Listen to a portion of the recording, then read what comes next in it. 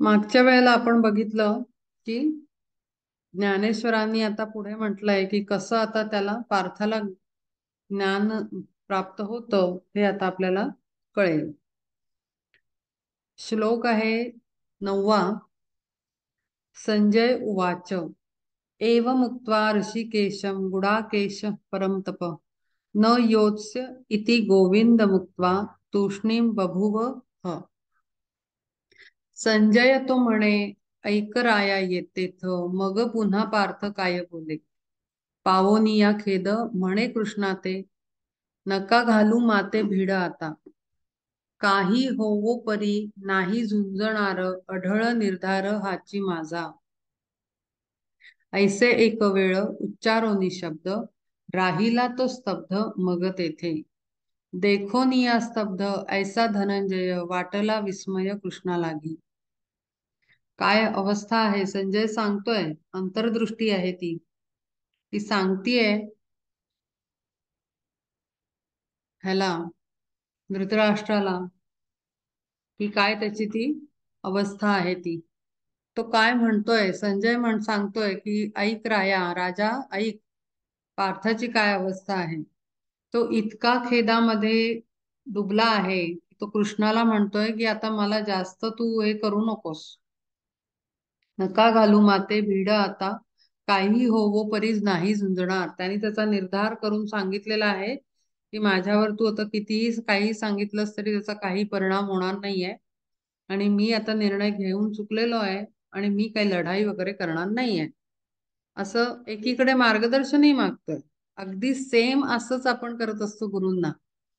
एकीकडे आपण म्हणतो की मला गुरुदेव मला सांभाळा, गुरुदेव मला मार्गदर्शन करा, मला कोणीतरी मदतीला पाठवा, मला मार्ग दाखवा, मला प्रकाश दाखवा, असं आपण त्यांना म्हणत असतो. आणि एकीकडे आपला हट्टही मला हे नाही चालणार, मला अमुक टाईपची व्यक्ती आली तर ती चालणार नाही मार्गदर्शन करायला. ही व्यक्ती मला आवडत नाही, तिने जर काही म्हटलं तर मला अजिबात चालणार नाही, किंवा मी अमुक गोष्ट करणार नाही. तुम्ही किती म्हणलत ना तरी मी घराच्या बाहेर जाऊन काम करणार नाही, मला घरातनच काहीतरी हवंय. अशा आपण अटीतटी खूप टाकतो आणि एकीकडे हे करत असतो आणि एकीकडे आपण त्यांना वेठीस धरत असतो की तुम्हीच आहे, असं काय नाही तुम्ही मार्ग दाखवत, आत्ताच्या आत्ता दाखवा, मला तुमच्याशिवाय कोणाचाही आधार नाही, मी काही करू नाही शकत, माझ्यासाठी तुम्हीच सर्वस्व आहात. असं आपण दोन्हीकडनं बोलत असतो गुरूंना. बिचारे ते आपल्यासाठी अखंड उभे असतात समोर, जसा तो विठ्ठल उभा असतो कमरेवर हात ठेवून, विटेवर उभा आहे तो, तसे गुरु पण आपल्यासाठी वाट बघत असतात. पण आपलं तळ्यात मळ्यात तळ्यात मळ्यात चाललेलं असतं. एकीकडे आपण त्यांना अधिकारही देतो आणि दुसरीकडे आपण अधिकारी आहोत सर्व निर्णयांचे हेही सांगत असतो आणि त्यांनाच अटी बंधनांमध्ये बांधून आणि मग म्हणतो करा, माझं भलं करा. ते कसं करणार. कारण जेव्हा गुरुला आपण एखादं गुरु मानल्यानंतर, किंवा ते जर मागे अनेकदा मी सांगितलं की गुरु हे दिसलेच पाहिजे तसं नाही, अदृश्य स्वरूपात असतात. आपल्याला एक शक्ती स्वरूपात काहीतरी फिलिंग येत असतं, कुठेतरी श्रद्धास्थान आपलं बसतं, कुठले तरी महाराज, कुठले तरी संत, आपण तिथे आपली श्रद्धेला त्यांच्या पायाशी चरणाशी ठेवून आपण जगत असतो. तर ते काही महत्वाचं नाही की मग तेच माझे गुरु आहेत का वगैरे, ते महत्वाचंच नाही. आपण सरेंडर करणं, आपण शरण जाणं हे महत्वाचं आहे. कोणाला जातो आणि कसं कुठून तुम्हाला संदेश येतो हे काहीच महत्वाचं नाही. कारण गुरु ही शक्ती आहे, व्यक्ती नाही आहे. तर त्यामुळे आपण तिथे सरेंडर होतो आणि तरी पण आपण आपला हट्ट चालू राहतो, चालूच असतो, आपणच निर्णय घेत असतो. पण खरी गोष्ट ही आहे की एकदा सरेंडर केलं गुरूंना, शरणागती पत्करली त्यांच्या पुढे, शरणागती म्हणजे हनुमानाची स्थिती. हनुमान ज्या पद्धतीनं शरण होता रामाला, मग राम जे बोलेल ती आज्ञा होती हनुमानासाठी. तिथे तो म्हणला नाही मी या रस्त्यानेच जाईन, मी श्रीलंकेला नाही जात, मी दुसऱ्या देशात जातो किंवा अमुकच करतो. त्याने जी आज्ञा दिली ती पटली नाही, दुःख झालं तरी त्यांनी ते केलं, कारण गुरुची आज्ञा. तर तसं आपला इतक्या टोकाची शरणागती जेव्हा असते ना, तेव्हा ऍक्च्युली अनुभूती किंवा अनुभव जे म्हणतात ना, ते यायला लागतो. खरं सांगायचं तर आपण जर अर्धी अर्धी हे दोर आपल्याकडे आणि अर्धी त्यांच्यात, एक टोक त्यांच्या हातात दिलं, तर आपली पूर्ण शरणागती म्हणू शकत नाही आपण त्याला. आणि दुसरी गोष्ट म्हणजे त्यांना आपण पूर्ण अधिकार दिले असंही होत नाही. आपल्याला असं सोडून द्यावं लागतं स्वतःला. आपली हे आपल्या हातात ठेवायचीच नाही. आपण पूर्णपणे त्यांना समर्पित होऊन जायचं, डिव्होट होऊन जायचं. आपली दोर आपल्या हातात ठेवायची नाही, ती त्यांच्याच हातात राहिली पाहिजे कायम. त्यांनीच आपली दोर अशी धरलेली पाहिजे. कारण आपण आपल्या हट्टाने, आपल्या छोट्या बुद्धीनं आपण सगळे निर्णय घेत असतो. माणसाची बुद्धी फार छोटी असते, विचार फार छोटे असतात. गुरूंना भव्य दृश्य दिसत असतं, मागचं, पुढचं, आत्ताचं, अनंत जन्मानंतरचं, त्या आत्म्याच्या प्रगतीचं, त्याच्या मेहनतीचं, हे सगळं दिसत असतं. त्यामुळे त्यांचं विजन खूप ब्रॉड असतं, आपलं छोटं असतं, संकुचित असतं, फक्त या देहापुरतं असतं. म्हणून आपण आपलं चालवायचंच नाही. पण इथे तीच चूक अर्जुन करतो आहे. एकीकडे मागच्या ह्याच्यात त्यांनी प्रार्थना केली की तू सखा, तू सोबती, तू अखंड सोबत आहेस, तूच आमचं दुःख पाहिलंयस, वगैरे वगैरे वगैरे. त्यांनी खूप त्यांना हे केलं की आता तूच मला मार्ग दाखव रे, मी काय करू, माझं तर काही आता बुद्धी चालत नाही, असं एकीकडे म्हंटला. पण आता इथे तो काय करतोय, पुन्हा सांगतोय की नाही, मला आता काही तुम्ही प्रेशर करू नका, मी काही झुंजणार वगैरे नाहीये. माझा अढळ निर्धार हाची माझा. निर्धार म्हणजे काय, की जेव्हा आपण पक्क डिसिजन घेतो, तिथे बदलण्याचे चान्सेस नसतात. म्हणजे लास्ट डिसिजन तेच तो घेतलाय म्हणून सांगतोय. ऐसे एक वेळ उच्चारो निशब्द, राहिला तो स्तब्ध मग तेथे. असं बोलला आणि चुप्प झाला.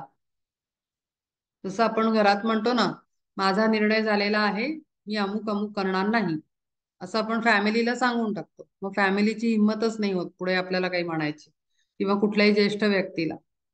जेव्हा वडीलधारे लोक एखादा निर्णय घेतात, खालचे मुलं किंवा परिवार काही त्याच्या पुढे करू शकत नाहीत. तो तिथे निर्धार म्हणतात त्याला. असा अढळ, अढळ म्हणजे न ढळणारा, काहीही वाटेल ते झालं तरी न हलणारा, असा जेव्हा निर्धार त्यांनी केला आणि उभा राहिला, देखोन या स्तब्ध ऐसा धनंजय, वाटला विस्मय कृष्णाला. त्यालाही आश्चर्य वाटलं. आता तर म्हणलं सखा सोबती आहे, असं आहे तसं आहे, गुरु आहेस, आणि स्वर डिसिजन घेऊन, निर्णय घेऊन मोकळा आणि शांतपणे उभा, हे काय चाललंय. तम उवाच ऋषिकेश प्रहसनीव भारत, सेनयोरुभयोर्मध्ये विषिदंत मिदं वच. आपुलिया मनी मग ऐसे म्हणे, काय हे अर्जुने आरंभिले. तो स्वतःच विचार करायला लागला, हे काय चाललंय याचं, एकदा हे म्हणतोय, एकदा ते म्हणतोय. मला काही, मी काही नुसताच उभा आहे का मग याच्या समोर, याला काहीच कळत नाहीये का. सर्वथैव काही नेणे धनंजय, करावा उपाय काय आता. आता सगळं त्याला माहिती असून सुद्धा तो हे असं काहीतरी करतोय, तर याचं काय बरं सोल्युशन काढायचं, काय करावं. पडोनी उमज आता कैसा रीती, पार्थ धैर्य वृत्ती स्वीकारिल. ह्याच्या बुद्धीत प्रकाश कसा पडेल. आणि ह्याला धैर्य वृत्ती म्हणजे काय, इनर स्ट्रेंथ आतली. कारण आपण जेव्हा एखादं आउट ऑफ द बॉक्स जाऊन काम करायला जातो, इवन आपल्या जॉबमध्ये, आपल्या लाईफमध्ये, आपल्या फॅमिलीमध्ये, सगळ्यांवर ही वेळ येते की असं कधीतरी ना वेगळं डिसिजन घ्यावं लागतं, जे खूप टफ असतं घेणं. कुठला तरी मोठा निर्णय किंवा एखादं मोठं काम किंवा एखादी जबाबदारी, मग ती आध्यात्मिक जबाबदारी असू दे, गुरूंनी एखादं काम सोपवलेलं असू दे शोल्डरवर आपल्या, की त्यांना तुमच्यातलं काहीतरी पोटेन्शियल दिसतंय आणि त्यांनी तुम्हाला नेमलेलं आहे की नाही बाबा आता तू हे काम पुढे कर. किंवा आपल्या आई वडिलांनी दिलेली, आपल्या परिवारात आपल्या साथीदाराने दिलेली, किंवा आपण घेतलेली, किंवा प्रोफेशनल लेवलवरची. मग तिथे जेव्हा आपण निर्णय घेत असतो ना, तेव्हा आपल्याला काय, कोणती एनर्जी लागते, आपल्याला इनर स्ट्रेंथ लागते, विल पॉवर लागते. आतमधून ती एक सोलची पॉवरफुल एनर्जी लागते, जे डिसिजन मेकिंग तर करेलच, जे निर्णय तर घेईलच, पण नुसता निर्णय घ्यायचा नसतो ना, त्याला इम्प्लिमेंट करायचं असतं, त्याला फॉलो करायचं असतं आणि त्याला ऍक्शन प्लॅन मध्ये टाकायचं असतं, प्रोसेसमध्ये टाकायचं असतं. आणि तेवढंच न करता त्या निर्णयावर ऍक्शन घेऊन रिझल्टलाही फेस करायचं असतं. म्हणजे नुसतंच हे मी ठरवलं, हे मी केलं, सोडून दिलं असं नाही होत. त्याचे कॉन्सिक्वेन्सेस जे येतील, जे रिझल्ट फॉर्म मध्ये जे समोर येईल मग त्या ऍप्लिकेशन केल्यानंतर, त्या गोष्टींना सुद्धा, रिझल्ट्सना सुद्धा आपल्याला फेस करावं लागतं आणि त्याच्या पुढे जाऊन रिस्पॉन्सिबिलिटी घ्यावी लागते की हा प्लॅन माझा होता, त्याला इम्प्लिमेंटेशन मी केलं आणि या सगळ्या प्लॅनिंगला अमुक अमुक रिझल्ट हा आला, ह्या सगळ्याला जबाबदार मी आहे. ते गुड और बॅड काही असू शकते. ते हे एवढं मोठं सगळ्या स्टेप्स उचलायला आणि त्याला कोऑर्डिनेट करायला इनर स्ट्रेंथ लागते ह्युमन बिंगला. इनर पॉवर, इनर स्ट्रेंथ, धैर्य वृत्ती. तर ती ह्याच्याकडे कधी येईल, असं काय करायला पाहिजे, कोणता प्रकाश टाकायला पाहिजे याच्या बुद्धीमध्ये, असा विचार ते करतायत श्रीकृष्ण. तर कसं बरं करायचं? पंचाक्षरी जैसे बांधी अनुमान, पिशाच्य ते कोण बाधे कैसे. नातरी असाध्य देखोन या व्याधी, योजी दिव्यौषधी वैद्य जैसा. जिका परिणामी टाळोनी मरण अमृता समान जीवविल. तैसे श्री अनंत अंतरी योजित जेणेरणी पार्थ भ्रांती सांडी. ते आता रामबाण उपाय शोधत आहेत की आता ह्याला काय करायचं, ह्याला असं काहीतरी तीव्र औषध दिलं पाहिजे जेणेकरून हा झोपेतनं जागा होईल आणि ह्या असं काहीतरी वेड्यासारखं बडबडणार नाही आणि वेड्यासारखे गोष्टी करणार नाही, असं काहीतरी करावं लागेल. जिका परिणामे टाळोनी मरण अमृता समान जीवविल. जैसे श्री अनंत अंतरी योजित, तैसे श्री अनंत अंतरी योजित जेणे रणी पार्थ भ्रांती सांडी. मग तोची मनी धरोनी उद्देश, रोषे ऋषिकेश बोलू लागे. बालका ते माय रागे बोले तरी, झाकले अंतरी प्रेम जैसे. वरी औषधाचे दिसे कडूपण, परी देई गुण अमृताचा. तैसे वरी वरी पाहता कठोर, परी हितकर परिणामी. आता सावधान ऐका श्रोते जन, रसाळ भाषण गोविंदाचे. आता पंचाक्षरी म्हणजे काय? 5 अक्षरी मंत्र जो असा फुंकला पाहिजे की जेणेकरून त्याचं हृदय ओपन झालं पाहिजे, बुद्धी खुलली पाहिजे आणि डोक्यात प्रकाश पडला पाहिजे. असं काहीतरी आता उपाय करायला पाहिजे, असं त्यांच्या मनात आलं.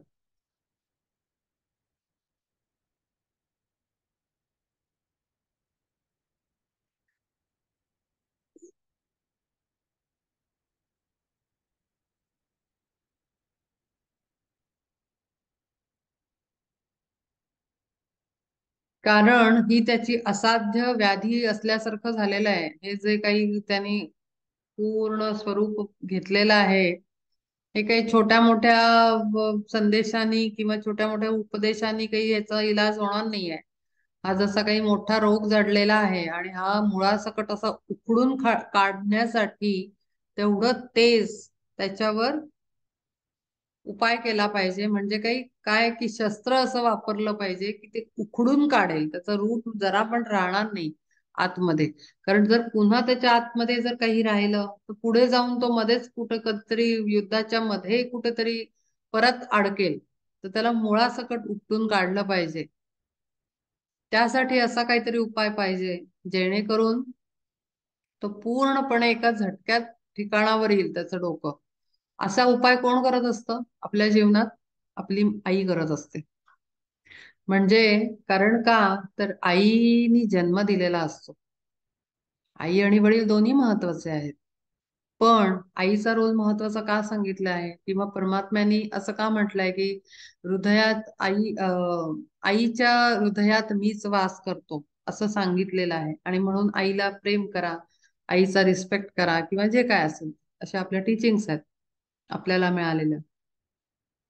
तर त्याचं कारण असं की गर्भधारण करणं, धारण केल्यानंतर त्या गर्भाला, त्या जीवाला पूर्णपणे आईनं पोटात ठेवलेलं असतं. आणि खरं सांगायचं तर एक एक कणानी, एक एक पेशीनं, एक एक छोट्या छोट्या सेल्युलर लेवलवर तिनं त्याला असं बांधलेलं असतं, कन्स्ट्रक्ट केलेलं असतं. कशाने?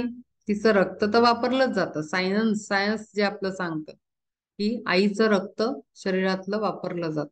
ठीक आहे, हे तर सगळ्यांना माहिती. पण ती बांधते कशाने? जसं घरटं बांधते ना, एखादा पक्ष्याचा व्हिडिओ आपल्याला बघायला मिळतो की आणून आणून आणून आणून त्यांनी खूप सुंदर घरटं बांधलं. तसं आई सततच्या तिच्या विचारांनी, तिच्या कृतीनं, तिच्या मनातल्या भावनांनी, तिच्या इच्छांनी, तिच्या हावभावांनी ती त्या बाळाला बांधत असते आणि आकार देत असते. ही फॅक्ट आहे. म्हणजे काय की 9 महिने ती स्त्री काय मानसिक अवस्थेत असते, शारीरिक अवस्थेत असते, भावनेच्या अवस्थेत असते, आणि खाणं पिणं तिचं कसं होत असतं, या सगळ्यावर ती काय कृती करते. टीव्ही बघत असेल तर ते लक्षणं सगळी दिसतात. एखादं मूल, एखादी आईनी टीव्ही बघण्यातच वेळ घालवला असेल अख्खी प्रेग्नन्सी, खूप जास्त टीव्ही, काही असतो शोक कोणाकोणाला टीव्ही बघण्याचा, तर ते मुलामध्ये सगळे गुण दिसतात. त्याच्यासाठी काय आईने काय केलं होतं बघायला जायचं. म्हणून म्हणतात ना, मुलाला बघून आई कशी आहे ते कळतं, असं पण म्हणतो आपण मराठीमध्ये. की मुलाला बघितलं की आई वडील कसे आहेत, घरातलं वातावरण कसं आहे ते चाइल्डला बघूनच कळतं. तसंच मुलांना बघितलं की आई कशी आहे ते कळतं. तर त्यामुळे तिनं ते असा आकार दिलेला असतो, एक एक एक एक ते एक छोटस एक कण येतो तिच्या गर्भात, पण त्याचं एवढं मोठं मूल बनवण्याचं काम आईनं केलेलं असतं. आणि म्हणून तिचं ते कर्तृत्व आहे की शून्यातनं तिनं उभं केलेलं असतं विश्व, जणू काही असा तो आईचा रोल आहे. आणि म्हणून तीच कान खेचू शकते मुलांचे, आणि त्याला लागेल असं आणि रामबाण उपाय करेल असं, आणि हृदयाला लागून छेद करून त्याची बुद्धी ताळ्यावर आणेल असं बोलून त्याला जागेवर आणू शकते मुलाला, आपल्या चाइल्डला. तर आता तसा त्यांनी भाव घेतलेला आहे. बालका ते माय रागे बोले तरी झाकले अंतरी प्रेम जैसे. मग काही ती काही शत्रू नसते, ती काही शेजारी पाजारी नसते. ती रागवते का तर तिची तळमळ असते की आपलं मूल खराब निघायला नको, आपल्या मुलाला कोणी काही बोलायला नको, आपल्या मुलाला कोणी नावं ठेवायला नको, आपल्या मुलाला कोणी समाजात ऐकवायला नको. हे केवळ आणि केवळ प्रेम असतं. त्यामुळे ती खूप कडक पद्धतीने रागवते. आता इथे त्याला माता बनायचा योग आलेला आहे आपल्या सख्याचा. इतकं कठोर, म्हणजे आता सखा वगैरे, मित्र रागवतो ती वेगळी पद्धत असते, वडील रागवतात तो वेगळा प्रकार आहे, आई रागवते तो वेगळा प्रकार आहे. आपण बघितलं असेल जगात फार, म्हणजे खूप रेअर ठिकाणी असं दिसेल, अगदी रेअर, की आई रागवली तर मुलं रागवून बसतात. आई रागवली ना तर थोडा वेळ राग राहतो, पण नंतर तो पुन्हा मेल्ट होऊन जातो. त्याचं कारण ते रिलेशन मध्येच आहे, ते बंधण्यातच आहे, ते तयार होण्यातच ते रिलेशन तसं डेव्हलप झालेलं असतं. आणि म्हणून इथे कृष्णाला आता त्या रोलमध्ये जावं लागणार आहे पार्थासाठी. तैसे वरी वरी पाहता कठोर परिहित कर परिणामी, कारण त्याच्या हिताचंच तो त्याला सांगणार आहे, त्याच्या आत्म्याची उन्नतीच त्याला दिसतेय फक्त. त्याला काही कौरव पांडव हे ते भाऊ आहे, नातं आहे, काही दिसत नाहीये. त्याला केवळ आत्मउन्नती दिसतीये पार्थाची. आता सावधान ऐका श्रोतेजन, रसाळ भाषण गोविंदाचे. आता गोविंद काय म्हणता आहे ते बघायचं. श्री भगवान उवाच अशोचानव अशोचान अन्वशोचस्त्वं प्रज्ञावादांश भासते गतासून गतासूंश्च नानुशोचन्ति पंडिताः. मग पार्था लागी देव बोले काय, अर्जुना आश्चर्य देखिले हे. की जे तुवा आज युद्धभूमीवरी ऐसे दिनापरी आरंभिले. म्हणविसी पार्था सुज्ञ तू आपणा, परी सोडीसी ना अज्ञपण. शिकवावे तरी सांगसी किरीटी, पांडित्याच्या गोष्टी तुची आम्हा. जन्मता जे अंध लागावे त्या पिसे, मग धावे कैसे सैरा वैरा. तैसे मज दिसे तुझे सुज्ञपण नेणसी आपण कोण तुहे. आता तो पार्थाला बोलतोय की अरे अर्जुना, हे काय चाललेलं आहे, मी काय बोलू आता तुझ्या ह्याच्यावर. आश्चर्य वाटतंय मला की शहाणपण सांगणारा तू, आणि अत्यंत शहाणा, आणि त्रिलोकात तुझं नाव असलेला तू, युद्धभूमीवर असा दीन ही दीन आणि करुणेने व्याप्त पूर्ण असा काहीतरी विचित्र पद्धतीनं पडून राहिलेला आहेस, अश्रू गाळतो आहेस. तुझं अं, धनुष्य बाण तुझा खाली ठेवून दिलेला आहे, गांडीव धनुष्य, शौर्य पूर्णपणे गळालेलं आहे, आणि काहीतरी निर्धार वगैरे करून तू असा बसलेला आहेस. हे काही शोभतं का? शहाणा म्हणवणारा तू, आणि हे असं वेड्यासारखं वागतो का? आपल्याला आई असंच समजावत असते. कुठे गेलं तुझं शहाणपण? कुठे गेलं ते ज्ञान? कुठे गेल्या त्या डिग्री? असं म्हणते ना आई आपल्याला, की काय कुठे ते शौर्य कुठे आहे? एवढं सगळं केलं ते कुठे आहे? हे तर शहाणपणाचं लक्षण नाहीये. शहाणा म्हणवणारा तू तू असं कसं वागू शकतोस? सुज्ञ, सुज्ञ म्हणजे शहाणा, बुद्धिमान. म्हणवेसी पार्था सुज्ञ तू आपण परी सोडीसी ना अज्ञपण. असं म्हणता म्हणता अज्ञानाला तू काही, अंधकाराला तू काही दूर नाही करत आहेस.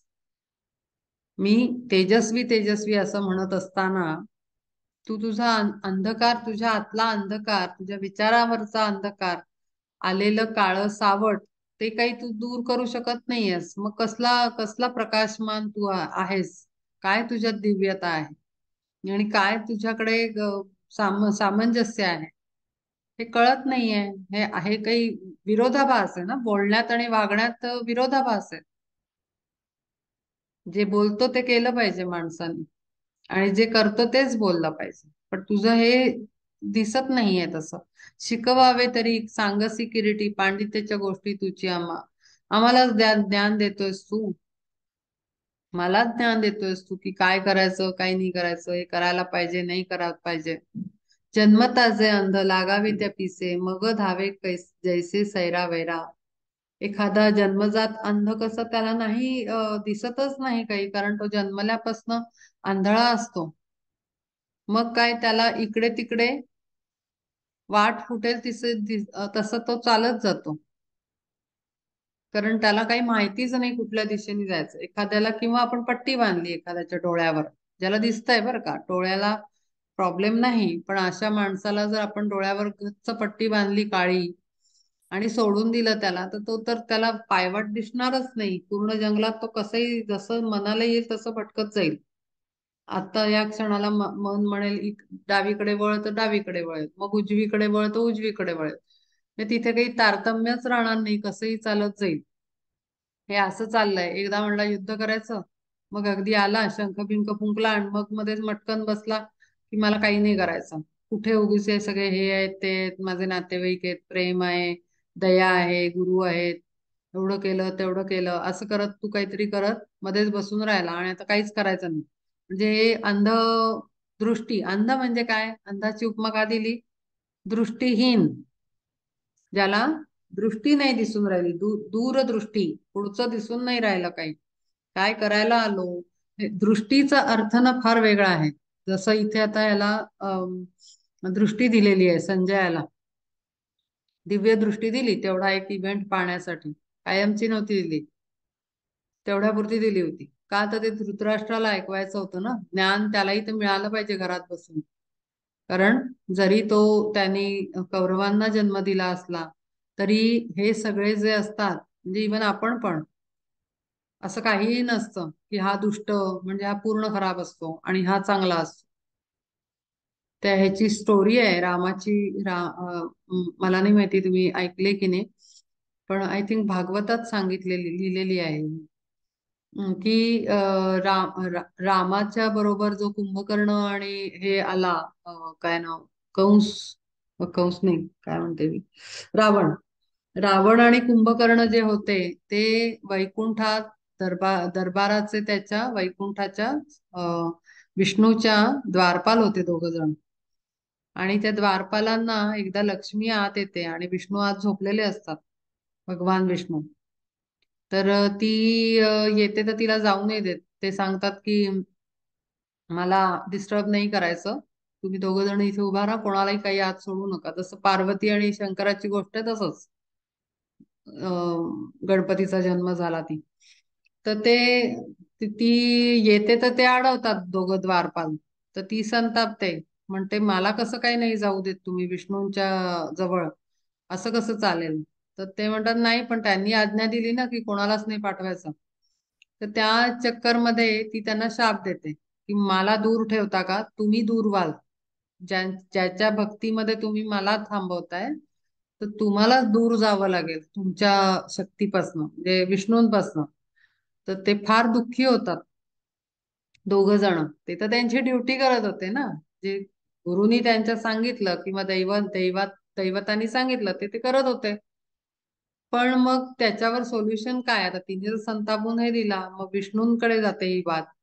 तर विष्णू मध्ये पडतात, भगवान विष्णू. ते म्हणतात अगं ती माते दोघं जण माझी सेवा करत होते, तू त्यांना माझ्यापासूनच काय दूर करून टाकलं. मग आता ह्याच्यावर सोल्युशन पाहिजे काहीतरी. मग सोल्युशन पाहिजे तर ती मग त्याला लिमिट करते त्या शापाला, किंवा तो जो अँगर एनर्जी थ्रो केलेली असते त्याला लिमिटेशन टाकते. लिमिटेशन टाकते की 3 जन्म झाल्यानंतर हे वापस येतील. ठीक आहे, सुटणार तर नाही आहेत ना, पण 3 जन्म घेऊन त्यांना वापस यावं लागेल. मग ते 3 जन्म त्यांचे होतात आणि त्याच्यामध्ये विष्णूच त्यांना सोडवतो मृत्यू देऊन आणि वापस आणतो. आणि शेवटचा जन्म तो त्यांचा हा होता, ह्याचा कृष्णाच्या ह्याच्यात, तो 100 अपराध, शिशुपाल. शिशुपाल आणि अजून एक भाऊ असतो. आणि सगळीकडे ते तिन्ही जन्मांमध्ये ते भाऊ भाऊ म्हणून जन्माला येतात. प्रल्हादाचे वडील हिरण्यकश्यपू आणि हिरण्याक्ष, म्हणजे ते दोन द्वारपाल. दुसऱ्या एका जन्मामध्ये, रामाच्या जन्मामध्ये ते रावण आणि कुंभकर्ण. आणि श्रीकृष्णाच्या याच्यामध्ये शिशुपाल आणि त्याचाच भाऊ, तर त्याचं नाव मला नाही आठवत आहे. तर शिशुपाल म्हणजे तोच. असे ते 3 जन्मांमध्ये ते दोघं जण भाऊ भाऊ बनून येतात द्वारपाल. आणि तिन्ही जन्मांमध्ये त्यांना विष्णूच मारतो. प्रल्हादाच्या याच्यामध्ये ते नरसिंह अवतारात येतात आणि त्या दोघांचा वध करतात, हिरण्याक्ष आणि हिरण्यकश्यप. आणि ह्याच्यामध्ये राम अवतारामध्ये विष्णू असतात आणि इकडे स्वतः श्रीकृष्ण असतो. तर काय सांगत होते मी?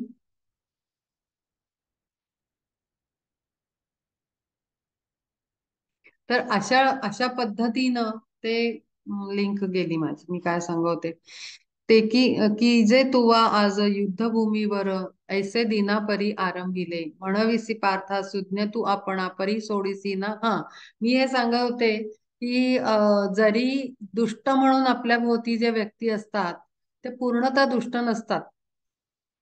ते दुष्टपणाचं काम, रोल प्ले करत असतात.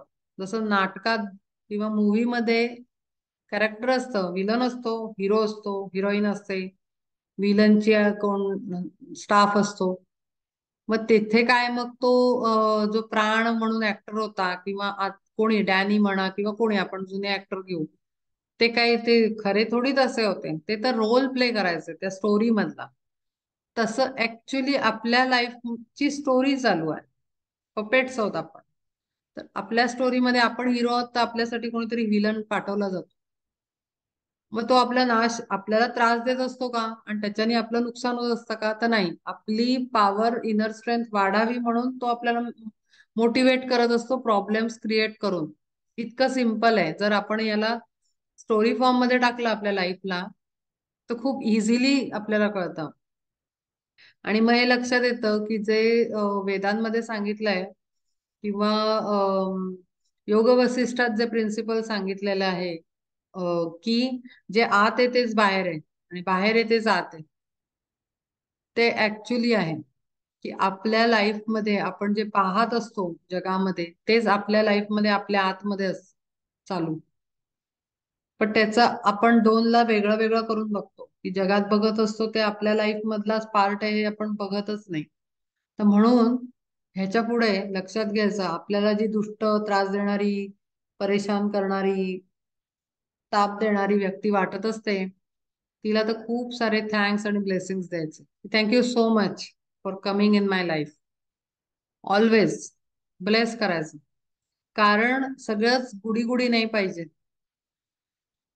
रावण नसता तर ते रामायण घडलंच नसतं आणि टीचिंग्स मिळालेच नसते. प्रल्हादाला ती जी अवस्था पुढची प्राप्त झाली आणि त्याची जी उन्नती झाली, तो हिरण्याक्ष आणि हिरण्यकश्यपू नसता तर नृसिंह आला नसता आणि त्याची पुढे ग्रोथ झाली नसती. तर त्यामुळे ते सगळं जे घडत असतं त्याला कारण असतात आणि म्हणून आपण जी दुष्ट, नालायक, खराब, जे काय वाईट बोलत असतो, एखाद्या व्यक्तीबद्दल विचार करत असतो, ग्रह करून घेत असतो स्वतःचा की ही व्यक्ती अत्यंत दुष्ट आहे आणि हिनं माझं लाईफ खराब केलेलं आहे, तर तो सोल त्या फॉर्म मध्ये येऊन फक्त रोल प्ले करत असतो. त्याला त्याच्याशी काही घेणं देणं नाही. म्हणून फॉरगिव्हनेस करणं हे सगळ्यात उत्तम उपाय दत्तांनी सांगितलेला आहे गुरुचरित्रात आणि श्रीपाद श्रीवल्लभांच्या पोथीमध्ये. इवन मास्टर चोआबी पण सांगतात ह्याच्यामध्ये प्राणी किलिंग मध्ये. आणि सगळ्या संतांनी आपल्या माफ करण्या उत्तम हिलिंग आहे ऍक्च्युली. माफ करण्याने स्वतःचं शरीर साफ होतं फॉरगिव्हनेसनी. तर ती एक रेग्युलर प्रॅक्टिस आपण केली पाहिजे. प्रत्येक नात्याला, प्रत्येक जीवाला माफ केलं पाहिजे, रिलीज करून टाकायचं. कारण everybody is playing their role, बाकी काही नाही. ड्रामा चालू आहे सगळा हा लाईफचा. तर म्हणून तेवढ्यासाठी तो धृतराष्ट्र जरी दुष्ट होता, सगळं सगळं होतं, तरी तो कृष्णाला सगळ्यांची चिंता ना. कारण त्याला माहितीये धृतराष्ट्र नसता तर ती 100 मुलं नसती आणि मग सगळं घडलंच नसतं आणि महाभारत घडून भगवद्गीता बाहेर ज्ञान रूपाने लोणी मिळालं नसतं ते घुसळून. आणि म्हणून ते रोल्स असतात आणि म्हणून त्याची चिंता सुद्धा त्यांनी केली आणि संजयाला तिथे दिव्य दृष्टी देऊन बसवलं. ही आहे खरी गंमत. तर जन्मता जे अंध लागावे त्या पिसे, मग धावे जैसे सैरावैरा, तैसे मज दिसे तुझे सुज्ञपण, नेणसी आपण कोण तू हे. तुला स्वतःला काही कळत नाहीये की तू काय करतोयस, काय आहेस, तुझा रोल काय आहे, तुझी ड्युटी काय आहे आता या मोमेंटला. सांगे धन परिकौरवांचे तुझं दुःख मोठे, आश्चर्य हे वाटे वारंवार. तुला काय त्यांचं चिंता वाटते मला तर काही समजत नाही, मला खूप आश्चर्य वाटतंय. सांगे धनंजया तुझं मुळे काय, आले लोकत्रय अस्तित्वासी. आता झालं त्याचं ज्ञान सुरू झालं. आता त्याला कडक त्यांनी शस्त्र काढलं. ज्ञानाचं शस्त्र उत्तम असतं. विश्वाची रचना असे सनातन, काय अप्रमाण म्हणावे ते. हे काय तू निर्माण केलेलं आहेस. या कौरवांना दुःख कधी होतं माणसाला, स्वतः निर्माण केलं असेल तर. म्हणजे आपण म्हणतो ना, अरे माझं हे काम बिघडवलं, किंवा अरे माझं हे प्रोजेक्ट बिघडलं, अरे मी हे असं मांडलं होतं, ह्याला कोणीतरी येऊन हलवलं. किंवा आपण संसार मांडतो, आपली एक सिस्टमॅटिक पद्धत असते की हे मी किचन मध्ये काम असं करणार, ऑफिसमध्ये मी काम असं करणार, आणि त्याच्यात एखादी कामवाली आली, स्वयंपाकीण आली की ती सगळं हलवून सोडते, तर आपण फार डिस्टर्ब होऊन जातो. नाही नाही, मला नाही घरात पाहिजे, मला घरात कोणी नाही पाहिजे, का तर माझी घडी विस्कटते, माझी पद्धत विस्कटते, माझ्या वस्तू ठेवलेल्या विस्कटतात, माझी जीवन पद्धती विस्कटते. पण खरं बघायला गेलं तर हा दोष झाला. अगदीच डीपर जायचं तर फ्लेक्झिबल पाहिजे माणूस. कारण जर आपण एखाद्या वस्तूत अडकतो, साधं ओटा कसा लावला, किंवा कपाट कसं लावलं, किंवा ऑफिस मधलं टेबल कसं लावलं, फाईल्स कशा ठेवल्या, किंवा कशाची घडी बसवतो आपण, त्याला सिस्टमॅटिकली हे करतो. पण त्याला ते तेवढं करून सोडून दिलं पाहिजे. खरं सांगायचं तर टीचिंग्स त्याच्यात पुन्हा ते अडकलो आपण. जर आपण त्याला ते कोणी हलवलेलं आपल्याला चालत नाही, याचा अर्थ आपण त्याच्यात अडकलो, हा त्याचा क्लिअर अर्थ आहे. तर म्हणून हे सगळं तू बनवलंयस का, की तू याची चिंता करणार आहेस, हा मेला तो मेला, याचं असं झालं त्याचं तसं झालं. तू निर्मिती केली आहेस का की तुला दुःख व्हायला? तुझं काहीच काही काही संबंधच नाहीये, तुला तुझं काम करायचंय. जो निर्माण करतोय त्याला दुःख नाहीये, तो युद्ध घडवून आणतोय, तो धर्मयुद्ध घडवून आणतोय, तर तू कशासाठी हे करतोयस उगीचच, असं तो त्याला आता ओरडायला लागला. सांगे धनंजया तुझं मुळे काय, आले लोकत्रय अस्तित्वासी. जे तीन लोक आहेत हे काय तू निर्माण केलेले आहेस का?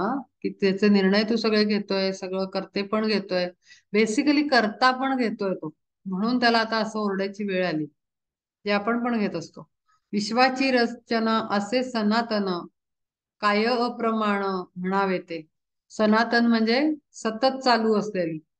ते काय एकदा परमात्म्याने एकदा सृष्टी बनवली ती तशीच आहे का? नाही. गावं बदलतायत, शहरं बदलतायत, पृथ्वी बदलतीये, पृथ्वीच्या आतली गरमी बदलती आहे, खडक बदलत आहेत, सगळी झाडं, पानं, फुलं, गवत सुद्धा बदलत आहे रोजचं. ते काही फिक्स नाही आहे, चेंजिंग आहे. चेंज आहे, कन्सिस्टंट चेंज. त्याच्यामध्ये काहीच नाही आहे. हे काय खोटं आहे का? हे सतत बदलत राहणार आहे, स्थिर असं काही नाही. मग तू हे काय करतोयस? सर्व शक्तिशाली ईश्वरापासून होतेच हे निर्माण प्राणी मात्र. तो त्याला आता जाणीव द्यायला लागला की अरे हे काय तुझ्या हातातलं नाहीये, काही ह्यांना मारीन त्यांना मारीन, हे मेले तर असं होईल, ते मेले तर तसं होईल. हे काही तू पहिले तर तू निर्माण केलेलं नाही. दुसरी गोष्ट, हे सतत बदलणार आहे, सायकल आहे ही, फिरत राहणार आहे, चेंजेस येत राहणार आहेत. त्यामुळे तू त्याचा करता पण होत नाही, करता होत नाही तू त्याचा. आणि तिसरी गोष्ट, की हे सर्व शक्तिमान परमात्म्याने बनवलेली सृष्टी आहे, त्याच्यामध्ये तुझा किंवा कोणाचाच काहीही रोल नाही आणि काही अधिकारही नाही कसलाही निर्णय घ्यायचा. बोलती जे ऐसे जगा माझी पार्था, सर्वथा ते वृथा मानावे का. हे असं सगळं सांगितलं जातं, ते काय व्यर्थ आहे का? कशासाठी लोक ज्ञान शेअर करतात, लिहितात, सांगतात आणि स्प्रेड केलं जातं टीचिंग्सना? ते सगळे काय व्यर्थ बसले आहेत का? ज्ञानी जे ऋषीमुनी होऊन गेले, मोठ्या मोठ्या कथा कादंबऱ्या लिहिल्या, ग्रंथ लिहिले, ते काय व्यर्थ झाले? असं तो ओरडतोय. जन्म मृत्यू हे तो निर्मिले तू पार्थे, म्हणावे का येथे ऐसे आता.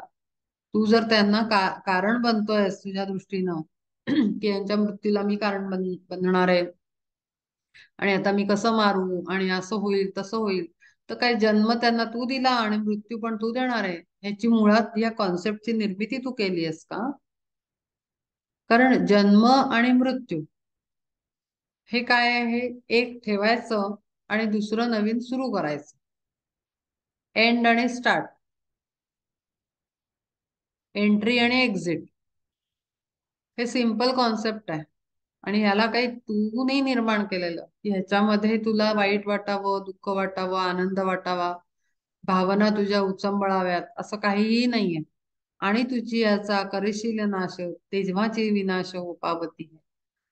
म्हणजे कुठेतरी उगीच स्वतःला इन्फ्लेम केल्यासारखं, म्हणजे वाढवल्यासारखं कर्तृत्व, कारण नसताना स्वतःला इम्पॉर्टन्स घेऊन मग हाय हाय हाय हाय करत बसलाय की हे सगळं मीच करणार, माझ्यामुळे होणार, अमकं होणार, ढमकं होणार. तू काहीच नाहीयेस, तू कोणीही नाही. येणाऱ्या बदलामधला तू एक भाग आहेस, छोटासा तो सुद्धा. आता बदलतंय, गोष्ट बदलते, युग बदलतंय आणि म्हणून ते धर्मयुद्ध आहे. अधर्माचा नाश करून धर्माची स्थापना होणार तो टर्निंग पॉइंट आहे. त्याच्यामध्ये तू कोणीच नाही आहेस, तू जस्ट काय आहे, निमित्त मात्र आहेस, इन्स्ट्रुमेंट आहेस, फक्त एक चॅनल आहेस, तुझ्या थ्रू करवतोय. पण म्हणून तू एकटाच लढणारा नाहीयेस. बरं, असंही नाहीये की तू एकटाच लढतोयस, अख्ख्या कौरवांना अख्खं सगळं पूर्ण तू एकट्यानेच केलं, नाही. इथे तुझ्या बरोबर पूर्ण टीम उभी आहे, म्हणजे क्रेडिट कोणालाच जात नाही एकट्याला. तू तू कशासाठी ढोल पिटतो आहेस की मी हाय हाय कसं करणार, मी नाही करणार, माझ्यामुळे होतंय, माझ्यामुळे ते होतंय.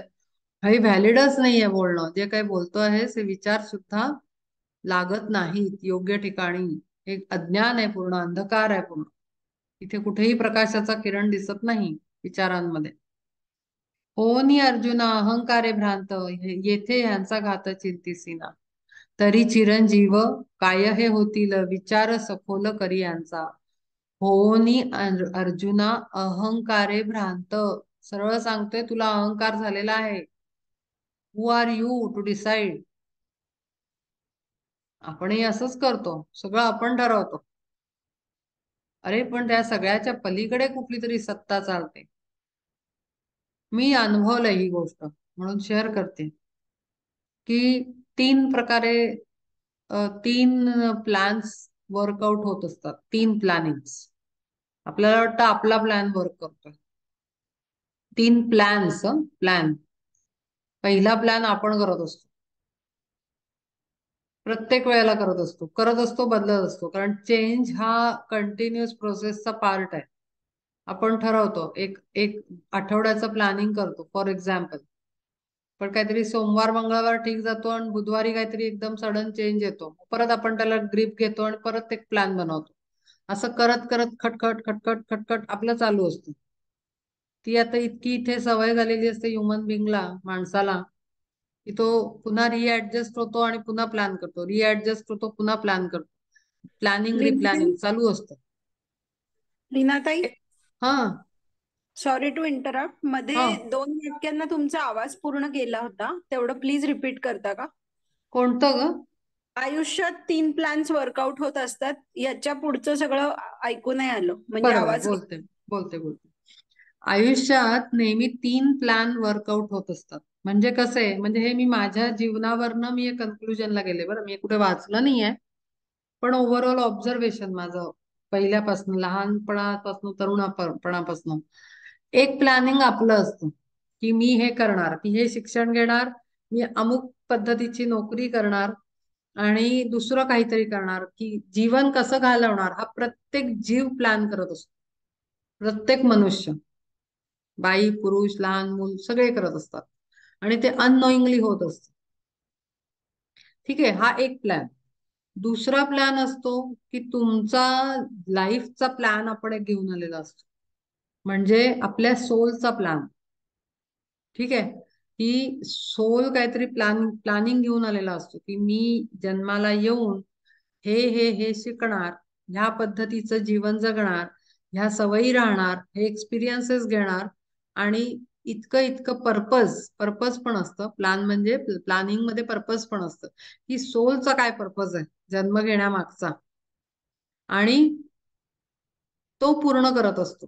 म्हणजे एकीकडे मी प्लॅनिंग करतेय, ते सारखं फेल होत आहे, पुन्हा प्लॅनिंग होत आहे, म्हणजे खटखट खटखट खटखट ते चक्की चालू असते आपली, ती एफर्टलेसली चालू असते आणि सहज, म्हणजे आपण थकतच नाही ते करताना. सायमल्टेनियसली सोलचा एक प्लॅन चालू आहे, आत्म्याचा, की तो काहीतरी त्याचा प्लॅनिंग घेऊन आलाय, तो काहीतरी पर्पज घेऊन आलाय, कारण घेऊन आलाय, तो ते पूर्ण करणार. आपण हट्टानी असतो, मी माझं पूर्ण करणार. आत्मा म्हणतो तो त्याचं पूर्ण करणार, कारण आपण त्याचं व्हेइकल आहोत. आपली तशी काही व्हॅल्यू नाहीये, आपल्या मतलब आपला काही हेच नाहीये, वजूदच नाहीये त्याच्या पुढे. त्यामुळे तो त्याचा प्लॅन. आणि थर्ड प्लॅन असतो, जर आपला गुरु असेल त्यांचा एक प्लॅन. माझ्या बरोबर मी हे तीन क्लिअर कट प्लॅन मी अनुभवलेले आहेत. एक प्लॅनिंग माझं होतं जे 100% फेल झालं म्हणजे काय, की मी ग्रॅज्युएशन नंतर स्वतःची ऍड एजन्सी टाकायची, भयंकर पॅशनेट, की स्वतःच काहीतरी बिझनेस सुरू करायचा. तो प्लॅन फसल्यावर लगेच मी कशासाठी म्हणते रिप्लॅनिंग अँड रिऍडजस्टमेंट, लगेचच मी लेक्चररशिप मध्ये सेट झाले. अच्छा ठीक आहे, हा ऑप्शन 1 गेला, ए गेला, ठीक आहे, बी, प्लॅन सी, प्लॅन डी. आपलं सगळं असं असतं ह्युमन ब्रेन, तसं आपण करत जातो. ते केल्यानंतर त्याच्यात ऍडजस्ट होतो, पण आपल्या सोलचा काहीतरी वेगळा प्लॅन आहे, त्याला कुठेतरी स्पिरिच्युअल पाथ मध्ये जायचं, त्याने त्याचं काम सुरू केलं. ती एक आतमध्ये चेंजेस होत राहतात. हे सगळं झाल्यानंतर गुरूंची एंट्री लाईफ मध्ये. ते गुरूंचा त्यांचा प्लॅन होता, कारण त्यांना तो सोल त्यांच्या अंडर इन्स्ट्रक्शन असतो ना, सुपर बिंगच्या अंडर इन्स्ट्रक्शन असतो. तर तो तिकडनं तिसरा प्लॅन. मग लक्षात येतं, मग हळूहळू हळू मला अशी सवय झाली, हे सगळं पिक्चर क्लॅरिटी आल्यानंतर मी सरळ माझा प्लॅनच ड्रॉप केला. मी सरळ ठरवलं, आता बेकार आहे याच्यात वेस्ट, एनर्जी वेस्ट करण्यात काय अर्थ नाही. आपल्याकडे एनर्जी आहे, आपल्याकडे टॅलेंट आहे, आपल्याकडे ती सोलची एनर्जी आहे, त्याला प्रॉपर त्याच्याच कामात यूज करायचं.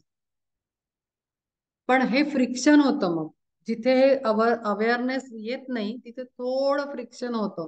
असं वाटतं की मग ते डिप्रेशन येतं, लोकांना एन्झायटी होते, फेल्युअरचा प्रॉब्लेम येतो, किंवा बाकीचे हेल्थ इश्यूज क्रिएट होतात. कारण सतत माणूस ना खटखट खटखट खटखट प्लॅन्स बनवत राहतो की अरे हे नाही ऑप्शन तर दुसरा, दुसरा नाही तर तिसरा, तिसरा. पण अरे हे कळणं खूप आवश्यक आहे की अरे हा आपला प्लॅन खूप वरवरी दिसणारा प्लॅन आहे, त्याचं ऍक्च्युली काही व्हॅल्यू नाही आहे. ती जस्ट व्हेकल आहे. व्हेकल नाही ठरवत आपल्याला कुठे न्यायचं, पण गाडीने जातो. गाडीत आपण बसतो आणि आपण ठरवतो मला कुठे जायचंय. गाडी आपल्याला नाही घेऊन जात. तसं हे शरीर नाही ठरवू शकत त्याला कुठे जायचंय. त्याला मी ठरवणार. कोण मी? मी सोल, मी आत्मा. मी ठरवणार. मी ठरवणार. मी बसलीये आता, चल इकडे चल, ह्या मार्गाने काम सुरू कर, त्या मार्गाने काम सुरू कर. हे जेव्हा कळायला लागतं तेव्हा पिक्चर क्लिअर होतं, प्रकाश पडतो इथे. आणि मग थोडं फ्रिक्शन कमी होऊन स्मूथनेस येतो जीवनामध्ये, लाईटनेस येतो. एक एक एक एक काय म्हणतो ना, ब्लेंडिंग होतं प्रॉपर. आणि मग इतकं छान ट्युनिंग जमतं की तो बरोबर चालायला लागतो. आणि मग सगळे प्लॅन व्यवस्थित ऍडजस्ट होतात. आणि मग तो एकच प्लॅन वर्कआउट व्हायला लागतो. हे मी म्हणजे काय सांगते ना, मी मी हे बऱ्याच लेवलवरच सांगितलं डेव्हलपमेंट पूर्ण. तर तसं हा याला विचारतोय की तू कोण आहेस हे सगळं ठरवणारा. You are just instrument. तू नाही ठरवू शकत. तुझ्या आतमध्ये जो आहे त्याच्या वर कोणीतरी आहे, त्याने ठरवलं तुझ्याकडनं हे युद्ध करून घ्यायचंय. Who are you to decide? तू जस्ट व्हेकल आहेस. तुला काही राईट नाही. हे मी प्रॅक्टिकली समजावून सांगितलं की तो काय बोलतोय त्याला. तुझा काहीही संबंध नाही. हे सगळं ठरवाठरवी तू करू शकत नाहीस. आणि तू निर्णय पण घेऊ शकत नाहीस. निर्णय नाही घेऊ शकत. किंवा मारणारा यासी तुझी एक, मरता हा लोक सकळही. ऐसी तुझ्या चित्ती असे जरी भ्रांत, तरी ती त्वरित सांडी आता. ताबडतोब सोड.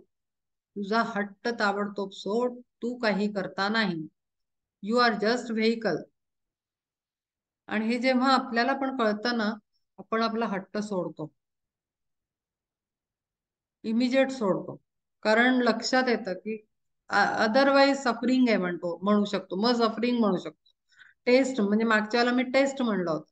पण ती टेस्ट कधी असते? जेव्हा आपण करत असतो आणि तरी आपल्याला वाटतात, ट्रबल्स येतात, तिथे टेस्टिंग असतं. पण हे जर आगाऊपणा करून आपण जर अपोजिट ह्यानी गाडी चालवायची, इकडे खेचायची म्हटलं आणि ती तिकडे चालली आहे, तर मग ते सफरिंग येतं. त्याच्यामध्ये काही तो जर्नी काही स्वीट नसतो. आणि मग खूप त्रास. मग त्याच्यात सफरिंग मध्ये physical problems, mental problems, emotional problems. तर ते थोडं समजायला पाहिजे की अरे काहीतरी काम नाही होते, म्हणजे काहीतरी आहे, थांबा, थोडं थांबा, वेट अँड वॉच. की का नाही होते, काही वेगळं कारण आहे का. मग ती वृत्ती सुरू होते इनर स्टडीची, की अंडरस्टँड करायचं सिच्युएशनला, विचार करायचा की अरे एकदा फेल झालं, दोनदा फेल झालं, काहीतरी चुकतंय. मग मी बनले आहे का अमुक कामासाठी, हे पहिले चेक करावं लागेल. हा आहे अभ्यासाचा भाग. तसं तो त्याला म्हणतोस की तू कोण आहे, तुला काही राईटच नाहीये, तू अहंकाराने उगीच फुलून काहीतरी बडबडतोस, तुझा काही संबंध नाही, युद्ध तू वगैरे काही करत नाहीयस. असं चिडून आता तो बोलायला लागला. जन्म मृत्यू हा तो निसर्ग स्वभाव, अनादि हे सर्व स्वयंसिद्ध. हा निर्माण होणार, खतम होणार, निर्माण होणार, नष्ट होणार, निर्माण होणार, नष्ट होणार. हे सायकल आहे. चेंज आवश्यक आहे आणि हा त्याचा खेळ आहे, त्याचं प्लॅनिंग आहे. तू कोणीही नाही याचा इंटरफिअर करायला. अधिकारच नाही तुला कसले निर्णय घ्यायला. याला नाही मारणार, त्यांचा जीवन प्लॅन संपलेला आहे. कौरव तिथे नष्ट होणार आहेत, धर्मयुद्ध चालू आहे, युग बदलणार आहे. कौरवांचं काही काम नाही, ते नष्ट होणार आहेत. भीष्म जाणार आहेत, द्रोण जाणार आहेत, त्या सोल्सचं काम संपलेलं आहे. तू कोण आहेस ठरवणारा त्यांना कंटिन्यू करवायला? त्यांचा रोलच नाही आहे. कळतंय का? तो असं सांगतोय त्यांना. आता तुम्ही बघा, फार सुंदर मला आता क्लिक झालं की कोविड आला 2 वर्षापासून. कोविड मध्ये खूप मृत्यू पावले लोक. पहिल्या दुसऱ्या वेव्ह मध्ये.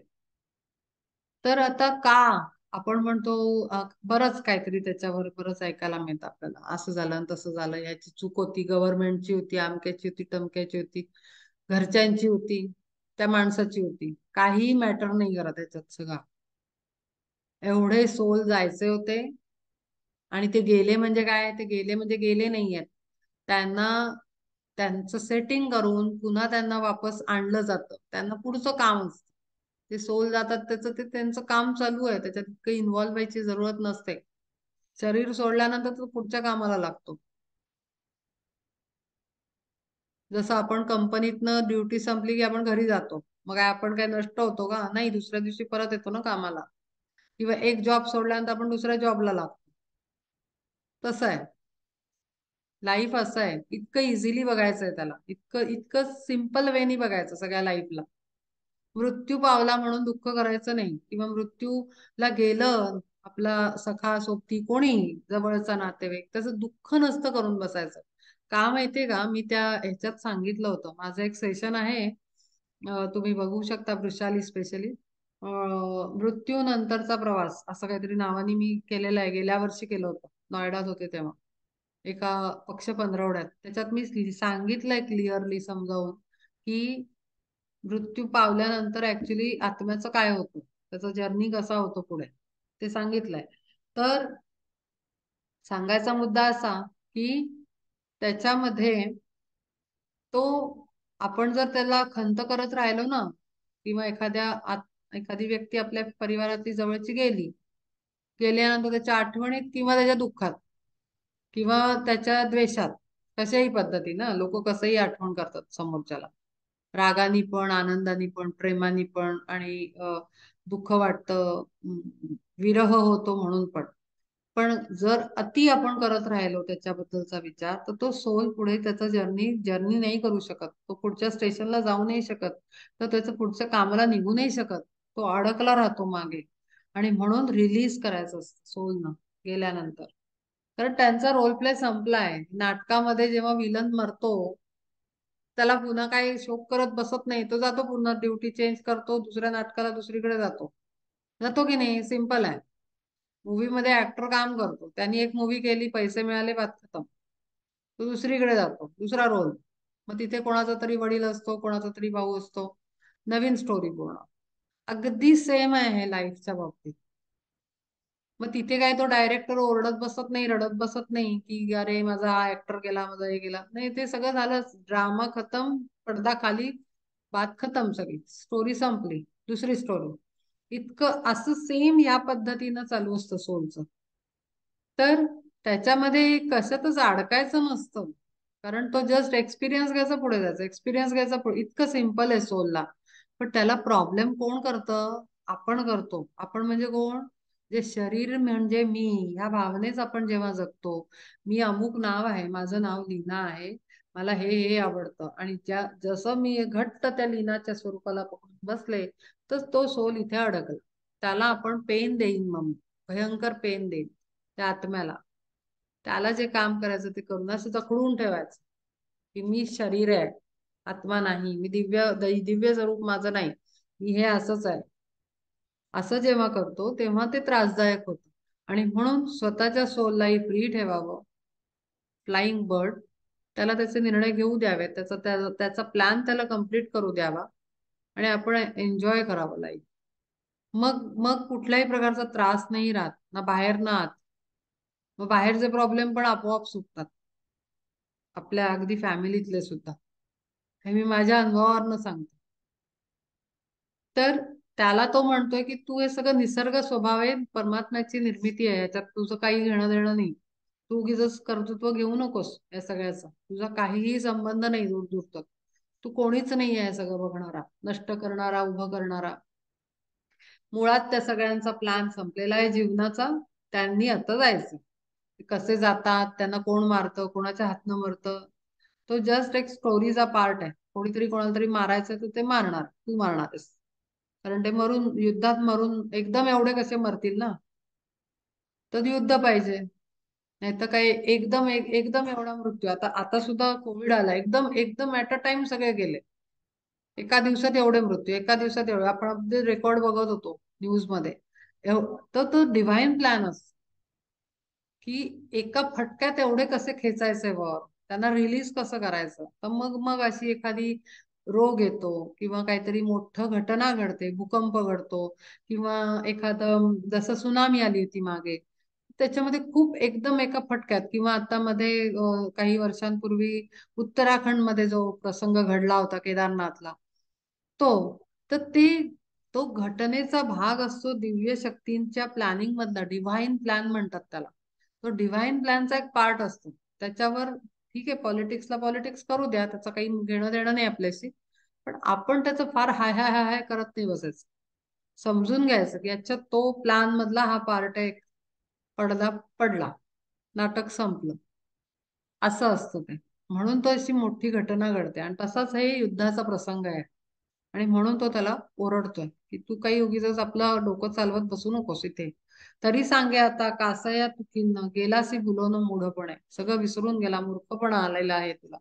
धरू नये त्याची धरून या चित्ती, सांगसी तू नीती आम्हा लागी. कोण तू शहाणपण नीतिमत्ता सांगणारा तू कोण आहेस, जे चुकीच्या गोष्टी धरून बसलेला आहेस आणि स्वतःला कर्तृत्ववान समजतोयस आणि कर्ता पुरुष मानतोयस. तू नाहीस. देखे सव्यसाची मृत्यू आणि जन्म, हा तो मायाभ्रम म्हणून या. मायेचा भ्रम आहे, डोळ्यावरचा पडदा आहे केवळ. तो उठला की दृश्य स्वच्छपणे तुला दिसेल. विवेकी जे होती घेऊन या बोध, करेच्या नखेद दोहीचाही बघ. विवेक, नीर क्षीर विवेक बुद्धी, ज्यांना हे सगळं खरी स्टोरी कळतीये जीवन मृत्यूची, ते कधीही खेद खंत करत बसत नाहीत. ते जीवनाचा आनंद घेतात, एक एक क्षणाचा आनंद आत्म्याला घेऊ देतात, आणि आत्म्यासोबत व्हेईकलही खुश राहतात. जेव्हा आत्मा आणि व्हेईकल म्हणजे शरीर सोबत काम करतं ना, तेव्हा फार आनंद असतो, आणि ती ब्लिसफुल स्टेट म्हणतात त्याला. परमानंद जो ध्यानामध्ये मिळतो, ब्लिस, आनंद, आनंद अवस्था, ती असते ती आनंद अवस्था. जेव्हा दोघही सायमल्टेनियसली एकत्र होऊन काम करतात, जेव्हा आपण टीम वर्क करतो, सगळी टीम छान काम करत असते एकत्र, तेव्हा मजा येते की नाही. कुठलंही प्रोजेक्ट घ्या, ऑफिस मधलं घ्या, घरातलं घ्या, जेव्हा आपण सगळे मिळून घर तयार करतो गणपतीसाठी, किती मजा येते. आनंद आनंद आनंद, फक्त आनंद असतो त्या क्षणाला घरात, काहीही नसतं त्याच्या पलीकडे. अगदी तसंच आहे जेव्हा ऑफिसमध्ये आपण सगळे मिळून काम करतो, किती छान, फार सुंदर स्थिती असते ती, सर्वांच्या मनाची आणि शरीराची आणि चित्ताची. अगदी तशीच अवस्था आपण जेव्हा आत्मा आणि शरीर एकरूप होऊन काम करतात ना, तेव्हा होतो, आणि तो ब्लिसफुल स्टेट असते ती. ती ही स्टेट तो सांगतोय की विवेकी जे असतात, तो ऍक्च्युली काय चाललंय ह्याचा बोध घेऊन, जे मी आता 3 प्लॅन डिस्कस केले, ह्याची जर रियालिटी जेव्हा कळते ना, सगळे कॉन्फ्लिक्ट गायब होतात. सगळे सगळे प्रॉब्लेम्स जे आतमध्ये चालू असतात ते असे डिझॉल्व्ह होतात, ते शांत होतात, आणि मग अखंड आनंदावस्थेकडे माणूस जायला लागतो. त्यांना या सगळ्याचा खेद वाटत नाही. न त्वेवाहम जातु नासम, जातु नासम न त्वम नेमे जनाधिपा, न चैव न भविष्याम सर्वे वयमतः परम. ऐके पार्था येथे आम्ही तुम्ही पाहे, आणि भूपती हे सकळही, इत्यादिक ऐसे नित्य राहतील किंवा मरतील निश्चयाची. सोडून ही भ्रांती पाहता निश्चिती, दोनही या स्थिती भास मात्र, उत्पत्ती विनाश मायेमुळे दिसे, साच आत्मा असे अविनाश. आता तो सांगायला लागला सत्य परिस्थिती काय आहे, त्याला आता लक्षात आलं की हे काही असं काही याच्या बुद्धीत शिरणार नाही. आता ह्याला सत्याची जाणीव करून दिली पाहिजे. ऐके पार्था येथे आम्ही तुम्ही पाहे, आणि भूपती हे सकळही, इत्यादी कैसे नित्य राहतील किंवा मरतील निश्चयाची. तुला हे जे सगळे तू मी आपण सगळे दिसतोय, इव्हन त्यांनी सुद्धा देह सोडला. जेव्हा कलियुगाची सुरुवात होणार होती त्याच्या आधी त्यांनी देह सोडला, सगळ्यात शेवटी श्रीकृष्णाने देह सोडला. तर तो तेच सांगतोय की तू मी काय, सगळ्यांना आपल्याला इथून जायचंय, मृत्यू निश्चित आहे, ते काही टळणार नाहीये. सोडून ही भ्रांती पाहता निश्चिती, दोन्ही या स्थिती भास मात्र, जन्म आणि मृत्यू हा भासमान आहे, कारण त्याच्या आतमध्ये प्रवास करणारा आत्मा हा चिरंतन आहे, तो काही जळत मरत नाही. आपण जाळतो ते शरीर जाळतो, आत्म्याला कधी जाळत नाही. आत्मा तुटत नाही, फुटत नाही, जळत नाही, मरत नाही. त्याला स्त्री नाही, पुरुष नाही, काळा नाही, गोरा नाही, रंग नाही, रूप नाही, कुठली कला नाही. तो सर्वगुण संपन्न, सर्व शक्तिमान असा आहे आत्मा. त्याच्यात असं कुठलं एक असं म्हणण्यासारखे गुण नाही, दिसण्यासारखा तर अजिबात नाही. तर त्यामुळे तुला हे सगळं वाटतंय, हे सगळं मायेचा भ्रम आहे, पसारा आहे हा सगळा. हे काही सत्य नाहीये. तुला तुझा सगळा गैरसमज आहे, चुकीची माहिती आहे तुला. उत्पत्ती विनाश मायेमुळे दिसे, साचा आत्मा असे अविनाश. निर्माण झाला हा केवळ जन्माला आता आत्मा, तुम्हाला माहितीये का की आपण ज्या खोल्यांमध्ये बसलोय, आता मी माझ्या घरात बसलीये, तुम्ही तुमच्या घरात बसलाय. आपल्याला घराच्या बाहेर काहीतरी दिसतंय, घराच्या आतमध्ये दिसतंय. आपल्याला असं वाटतं, आता मी खूप फॅक्ट सांगते, कदाचित माहिती असेल किंवा नसेल माहिती, जरा कान देऊन ऐका, की घराच्या आत मी बसली आहे म्हणून मला असं वाटतंय मी आत, आणि बाहेर ते सगळे बाहेर, जे काही बाहेर आहे चालू, हिंडतायत फिरतायत लोक किंवा गाड्या जात आहेत, ते बाहेर आहे आणि मी आत आहे. हा असा आपला भ्रम आहे, भ्रम. आपल्याला असं वाटतं की सुरक्षित आहे, मी घराच्या आतमध्ये आहे.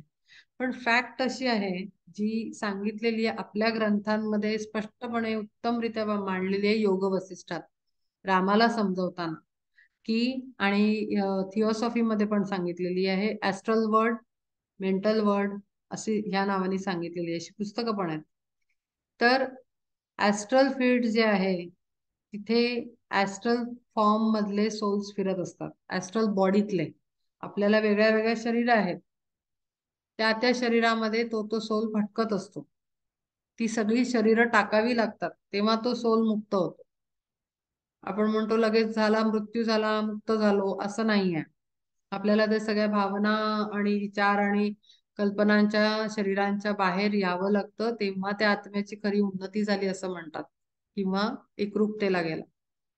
तर आपल्याला तर आपलं हे जग वाटतंय, पण इथेच ऍस्ट्रल फील्ड पण आहे, म्हणजे सूक्ष्म शरीर. सूक्ष्म शरीराची दुनिया पण इथेच आहे. मग आपण म्हणू बापरे, इथे आत्मे भटकतायत का? तर तसं नाही आहे. ते ह्या आपल्या हाडामासाच्या डोळ्याला दिसत नाही, पण दिव्य दृष्टी झाल्यानंतर, दिव्य दृष्टी म्हणजे काय, प्लेन चेंज होतो बेसिकली. आपण आहोत आहे ग्रॉस प्लेन मध्ये, जाड वाल्या, म्हणजे जिथे वस्तू ढोबळ अशा दिसतात, हाताला लागतात. ऍस्ट्रल फील्ड आहे ते त्या खालच्या ग्रॉस लेवलच्या वर आहे. जेव्हा आपली एनर्जी चेंज होते, तेव्हा आपल्याला ऍस्ट्रल फील्ड मधलं पण सगळं दिसायला लागतं. पण ती फार उच्च अवस्था आहे आध्यात्मिक दृष्टीने. तर इथेच सगळं आहे, म्हणजे काही वेगळं वेगळं नाही आहे. म्हणजे आपण म्हणतो की काय ते नरक वेगळा आहे, स्वर्ग वेगळा आहे, आपण इथे पृथ्वीवर आहोत, हे सगळं हा मायेचा भ्रम आहे. पण सगळं इथेच बनवलंय, इथेच आहे सगळं, याच फील्ड मध्ये आहे. आपल्याला वाटतं मी इथे पापीत आहे, तुम्ही तुमच्या घरी आहे, तुम्ही कुठे आणखीन आहे, कोणी दिल्लीला आहे, कोणी कुठे असेल. आपल्याला असं असं वाटतं खूप दूर दूर आहोत आपण. पण एनर्जी लेवलवर आपण सगळे एकाच लेवलवर आहोत. तर त्यामुळे हा सगळा असं काही जे असं परळतोय, हा परळणच म्हणावं लागेल, तो सगळा मायेचा भ्रम आहे. माया म्हणजे शरीराची जी माया झालेली आहे, त्याला माया म्हणजे जादू. तो जो पार्वतीचं माया स्वरूप ज्यांनी सृष्टी व्यापली आहे, त्यांनी तो भ्रम झालेला आहे, सत्य नाहीये हे. रियालिटी काहीतरी वेगळी आहे. सोडून ही भ्रांती पाहता निश्चिती, दोन्ही या स्थिती भास मात्र. त्यामुळे मृत्यू आणि अं, हा मग मी सांगत होते की जन्म कसा कळतो का, तर त्या एनर्जी फील्ड मध्ये, ग्रॉस एनर्जी फील्ड मध्ये जेव्हा शरीर धारण करतो, जे दिसतं ते झालं की आपल्याला वाटतं बाळ बाहेर आलं म्हणजे जन्म झाला. अरे पण तो आहे ना, होता ना तो सोल आधी, ऍस्ट्रल स्पिरिट मध्ये फिरतोय किंवा कुठेतरी दुसरीकडे फिरतोय, तो आहे अस्तित्वात. त्यांनी फक्त चादर पांघरली. जसं एखादा चोर पांघरून घेऊन येतो ना, तसं त्यांनी फक्त कव्हर घेतलं असं. हे कव्हर घेतलं तेव्हा आपल्याला वाटलं जन्म झाला. हे कव्हर सोडलं, आपल्याला वाटतं मृत्यू झाला. असं नाहीये, तो जस्ट त्यांनी कव्हर टाकलं. आपल्याला माहितीये आपण ते, माझ्याकडे आहे, मी खूप छान पद्धतीनं समजावून देईन. परवाच्या क्लासला, परवा ते घालतात ना हातात भावलं, आणि आपण असं असं हलवतो छोट्या मुलांना, पपेट. इथे एक अंगठा आलेला असतं, इकडे एक हे असतं, आणि आपण काय तोंड असतं पुढे एखादं, काय डॉग म्हणा किंवा काय, आणि आपण हात त्याच्यात घालतो, असं हात घालण्यासारखं असतं एवढं एवढं. त्याच्यात घालतो आणि छोट्या मुलांना आपण खेळवत असतो की असं असं बघ, कान हलवले, हे हलवले. That is physical body. आणि त्यातनं आपण हात काढून घेतल्यावर मग ते हालतं का? तर नाही हालत. तर हात हात म्हणजे आत्मा, आणि ते कव्हर म्हणजे ती बॉडी जी आपण ही घेतलेली आहे. त्यातनं आपण निघून गेलो, विड्रॉ केलं की मृत्यू, ह्याच्यात शिरलो की जन्म. इतकं सिंपल आहे, एकदम सिंपल. म्हणून तो म्हणतोय हे सगळं भास मात्र आहे. हे ते छोट्या बाळाला कळतं का आपण काय करतोय? त्याला वाटतं अरे नाही, घुगू आहे, डॉगी आहे, तो कान हलवतोय. तशी आपली अवस्था असते त्या बाळासारखी. आपल्याला वाटतं ओ डॉगी आलाय, जन्म झालाय, मेलाय. ह्याला म्हणतात आपले डोळे उघडणं, आणि आपल्याला ज्ञान प्राप्त होणं. आपल्याला आता हे ज्ञान प्राप्त होत आहे, आणि म्हणून भगवद्गीता किंवा ज्ञानेश्वरीचा अभ्यास फार आवश्यक आहे. ते ज्ञानाचे डोळे उघडवतात आपले, आणि सत्यता कळते जीवनाची, आत्म्याची उन्नती होते. न त्वेवाहम. किती वाजलेत? हं. थांबायचंय का, काही डिस्कस करायचंय का? 15 मिनिट आहेत. 5 पर्यंत आहे ना आपलं.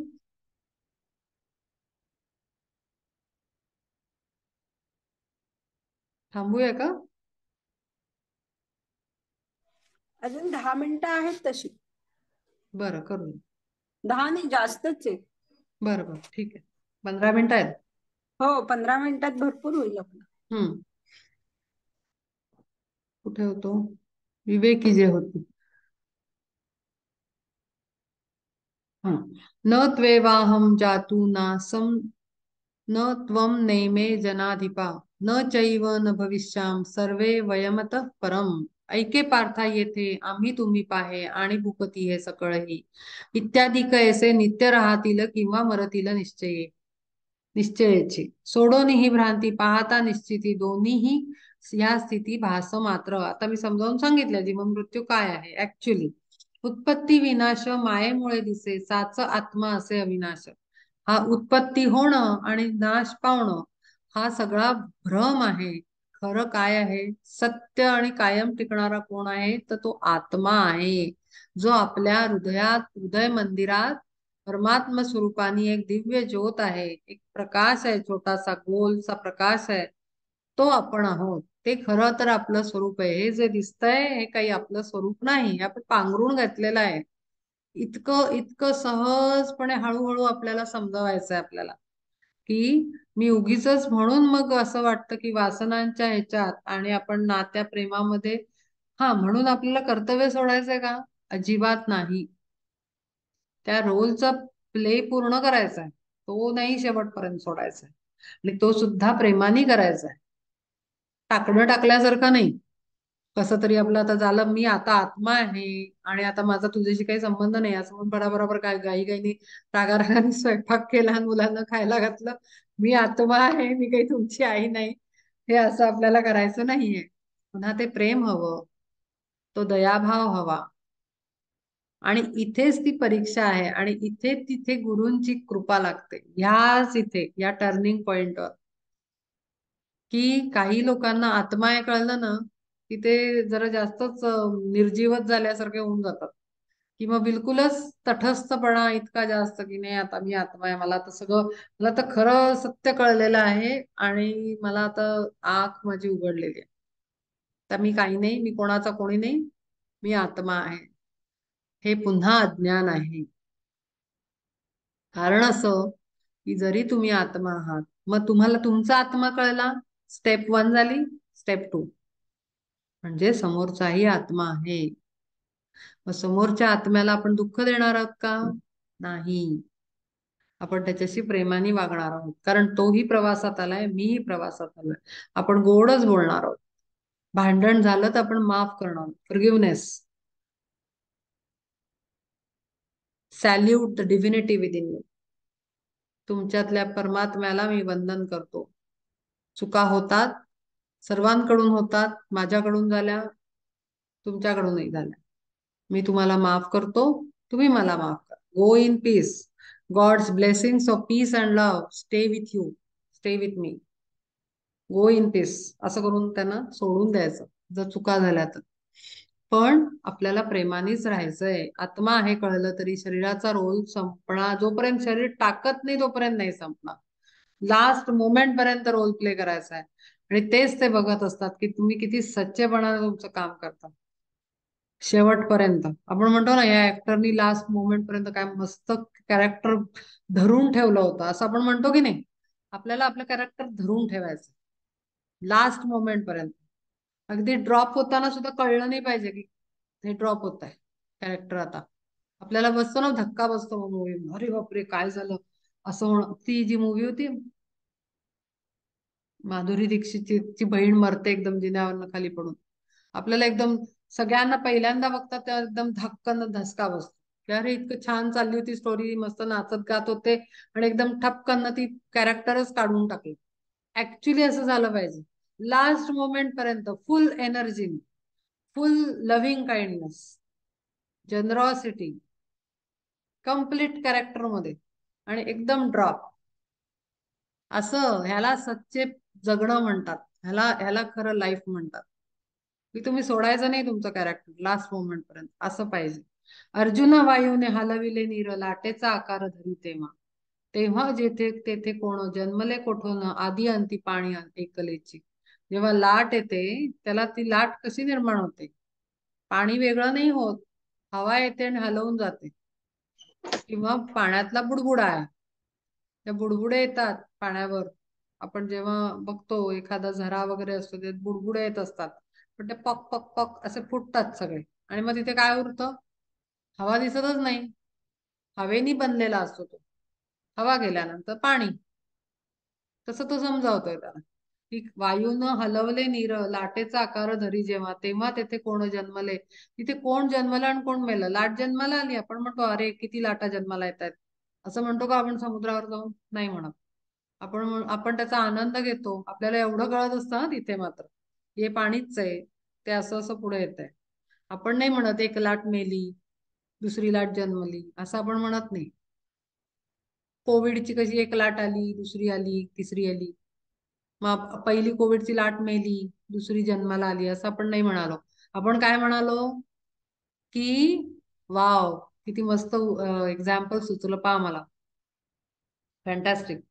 आपण काय म्हंटल की तो कोविड जो आहे तो इव्हॉल्व्ह झाला, व्हेरियंट आला त्याचा. त्याचा ए चा झाला बी, बी चा झाला सी. म्हणजे काय झालं? तो सोल इव्हॉल्व्ह होतोय, कळतंय? तो नव्याने पहिल्या पहिल्या वेव्ह मध्ये कोविड आला, त्यांनी काय काय एक्सपिरियन्स घेतला, तो घेतला एक्सपिरियन्स, तो वापस गेला, परत आला नव्या एक्सपिरियन्सनी, नव्या थिअरीनी. पुन्हा नवीन एक्सपिरियन्स त्यांनी घेतला कोविड वेव्ह 2 मध्ये. पुन्हा तो सगळ्यांना झोपवून परत वापस गेला एक्सपिरियन्स घेऊन. पुन्हा तिसरी वेव्ह आली, त्याच्यात त्यांनी सांगितलं आणखीन तो इव्हॉल्व्ह झालाय. आणि आता येऊ घातलीये चौथी वेव्ह. आता तो आणखीन शहाणा इव्हॉल्व्ह झालाय, तो सोल आहे. हे लाईफ ऍक्च्युली आहे. पहिली लाट, दुसरी लाट, तिसरी लाट, लाट मेली, लाट जन्माला आली, कोविड येतोय त्यातून, आणि कोविड जातोय. आणि नुसता येतोय जातोय नाही, तर तो व्हायरस इव्हॉल्व्ह होतोय. म्हणजे काय? त्याचं नॉलेज वाढतंय आणि तो अपग्रेड होतोय. आपला आत्मा अपग्रेड होतोय. मला वाटतं की बरोबर कळत असेल तुम्हाला, खूप इंटेन्सिव्ह नॉलेज देते मी. अपग्रेडेशन चालू असतं जन्मानंतर जन्म आत्म्याचं. कारण ह्याच्यात एवढा मोठा लाईफ स्पॅन मध्ये खूप अनुभव इकट्ठा करून तो सोल जातो. मग तो अपग्रेडेड सोल असतो. मग तो पुढच्या अनुभवासाठी येतो. हे जेव्हा सायंटिफिकली तुम्हाला कळेल, जन्म मृत्यूचं भय तर सोडाच, दुःख पण पळून जाईल, आनंद वाटेल. अपग्रेडेशन चांगली गोष्ट आहे ना, वाईट थोडी आहे. आपण अगदी तयार होऊ, अपग्रेड व्हायला काही प्रॉब्लेम नाही. कोविडला काही प्रॉब्लेम नाही, आपल्याला नाही पाहिजे. तर ऍक्च्युली हे असं लाईफ आहे. कोविडला बघा, आपला जर्नी असा असतो कोविड सारखा, अपग्रेड होत होत होत वेव मधनं येत राहत. वेव आली गेली काही फरक पडत नाही. अर्जुना वायूने हलवले नीर लाटेचा आकार धरी जेव्हा, तेव्हा तेथे कोण जन्मले कोठोनी, आधी अंती पाणी एकलेची. पाणीच होतं. कोविडच आहे. आपण म्हणतो ना शेवटी कोविड कोविडच आहे. आत्मा आत्माच आहे. तो अपग्रेड होतो. मग वायूचे ते थांबता स्फुरण, झाले स्थिर आले स्थिरपण उदकासी. जेव्हा त्यातलं हलचल गेली वाऱ्याची, तेव्हा ते पाणी स्थिर झालं. वेव, ती वेव पहिली लाट दुसरी लाट आली होती ना, ती थंड झाली. कारण त्याच्यातलं कोण निघून गेलं, तो सोल निघून गेला आणि त्याला हलवणारी सगळी जी परिस्थिती होती ती बदलली. ते थांबून गेलं, वेव नष्ट झाली.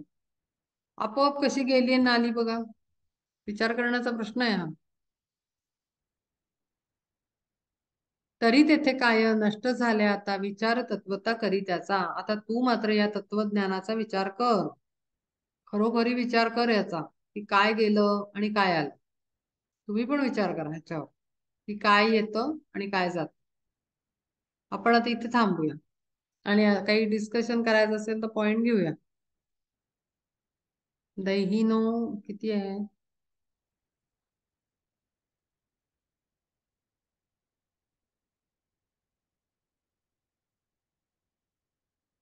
देहिनोऽस्मिन्यथा देहे कौमारं यौवनं जरा, तथा देहांतर प्राप्ती धीरस्तत्र नैमुह्यति.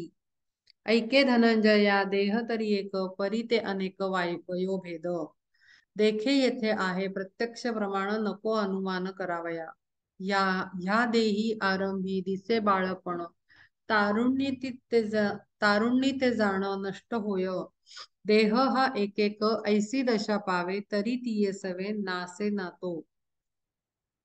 तैसे पंडुसुता चैतन्याच्या ठाई, चैतन्य म्हणजे आत्मा, चैतन्याच्या ठाई होती जाती पाही नाना देह. नाशिवंत देह जाईल सर्वथा, चैतन्याची सत्ता सर्व काळ. ऐसे जाणे तया व्यामोहाचे दुःख, होत नाही देख कल्पांतीही.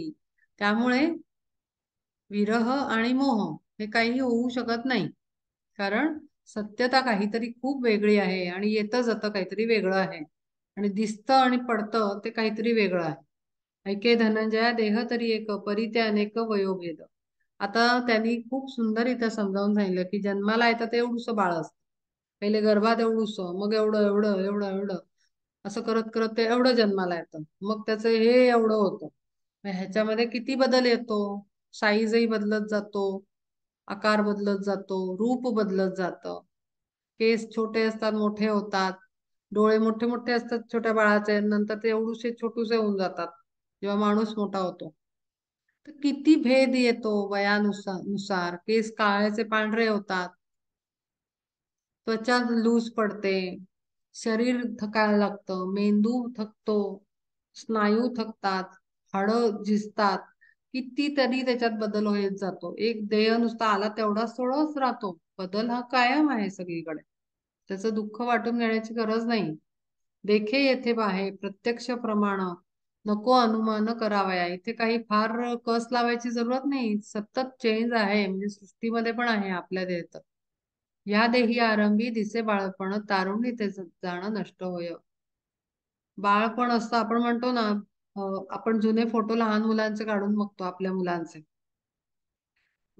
गेल्या वर्षीचा फोटो मी जर माझ्या मुलीचा काढून बघितला, असं तर लक्षात येतं की ती छोटी आहे, असं वाटतं अरे किती छोटी आहे ही. मग 1 वर्षातच ती खूप मोठी झाली आहे का, पण नाही. अरे पण त्या चेहऱ्यामध्ये, त्या हावभावांमध्ये किती फरक, डोळ्याच्या तेजामध्ये खूप फरक पडलेला असतो, भावामध्ये डोळ्यातले भाव. आपल्याला वाटतं किती छोटी होती गेल्या वर्षी. तर ते छोटे पण ते राहत नाही ना कायम. हळूहळू हळू मॅच्युरिटी येत जाते. मग डोळ्यातले भाव बदलतात, चेहऱ्यावरचे हसतानाचे कट्स बदलतात. मग मुली मोठ्या झाल्या की थोडं हळू नाजूक हसायला लागते, आधी हे करून हसत असतात. तर किती म्हणजे बदल येतो, हर एक छोट्या गोष्टीत बदल येतो आपल्या. ह्या देही आरंभी दिसे बाळपण, तारुण्य ते जाणं नष्ट होय. मोठं होत जातं जसं शहाणपणा येतो, मग थोडं सोबर बिहेवियर होऊन जातं, मग कमी बोलतात मुलं मुली तरुणपणामध्ये. 15-16 वर्षाच्या दरम्यान त्यांना थोडस वेगळं त्यांच्यात ग्रोथ चालू असते, वेगळ्या लेवलवरची, इंटरनल एक्सटर्नली. तर त्यामुळे तिथे ते वेगळे वागतात. मग पुन्हा ते एकदा ग्रोन अप झाले की 20 नंतर पुन्हा ते खिलतात, पुन्हा त्यांचं एक व्यक्तिमत्व बाहेर येतं. तर हे किती त्याचे डायमेन्शन्स आहेत त्याला, कितीतरी बदल आहेत. देह हा एक एक ऐसी त्या दशा आहेत, वेगळ्या वेगळ्या दशा आहेत. जन्माच्या नंतरच्या या दशा आहेत, स्टेजेस, ह्युमन डेव्हलपमेंट स्टेजेस, असा सायकोलॉजीमध्ये एक एक पूर्ण अभ्यासाचा विषय आहे.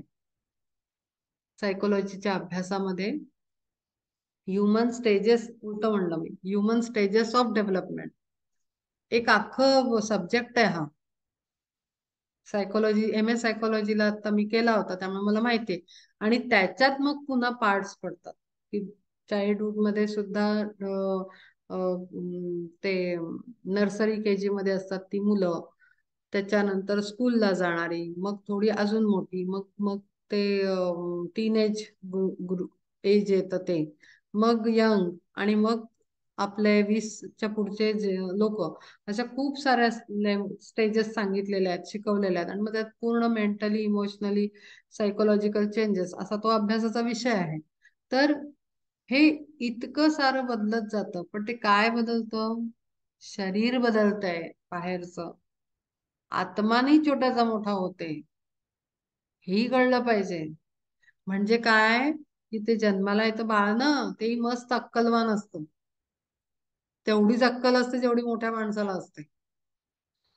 तुम्ही बघा, जण कितीतरी मुलं आपल्याला दिसतात, त्यांच्याशी जर मोठ्यासारखं वागवून त्यांना जर तशी ट्रीटमेंट दिलेली असेल ना, तर ती मुलं खूप आगाऊ आणि अशी सडेतोड जबाब देणारी असतात. का तर त्यांना तसं ट्रीट केल्यावर ते लगेचच वागायला लागतात मोठ्या माणसासारखे. त्यांना प्रॉब्लेम नाही आहेत बिलकुल, कारण तो सोल आहे. सोलला सगळं ज्ञान आहे, कारण तो अनंत जन्माचं ज्ञान घेऊन आलेला आहे.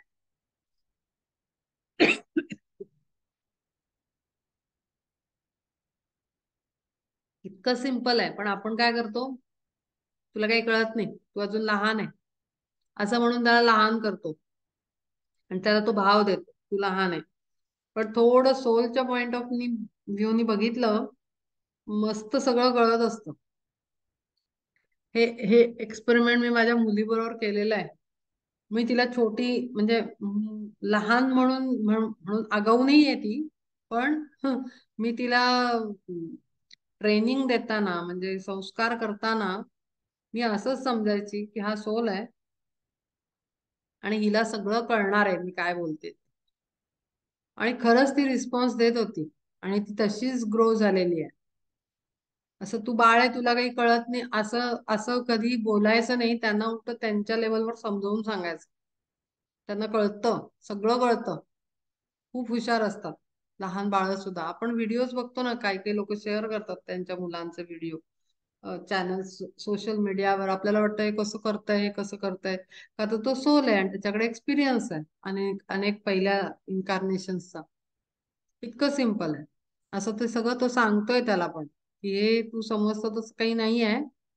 तैसे पंडू सुता चैतन्याच्या ठाई, होती जाती पाही नाना देह. अनेक देह करून आलेला आहे तो, आणि त्यातलाच आता हा पुढचा आहे. नाशिवंत देह जाईल सर्वथा, चैतन्याची सत्ता सर्व काळ. देह जाईल येईल, जाईल येईल, लाट येईल जाईल, येईल जाईल. कोविडची, कोविड एकच राहणार आहे, तो अपग्रेड होतोय आपला, एक एक एक एक लाटेनंतर.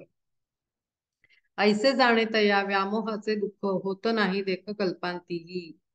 असं जे आहे, त्याचं दुःख कोणी करत बसत नाही. व्यामोहाचे म्हणजे भ्रांतीचे, भ्रम. या भ्रमाचं दुःख करण्यासारखी काही गोष्ट नाही. हा भ्रम आहे केवळ, आणि त्याचं काही दुःख नाही. शरीर सोडलं, आलं गेलं, असं खूप त्याचा अवडंबर नाही करायचं. ती प्रोसेस आहे, चेंजची प्रोसेस आहे, ती होत राहणार. त्याला काही करू नाही शकत आपण, आणि ती चांगली गोष्ट आहे.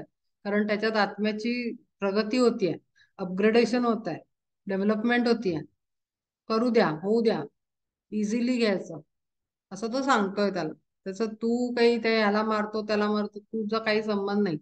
You are just part of that story. ठीक आहे, आपण इथे थांबूया आणि काही डिस्कस करायचं असेल तर बोलूया.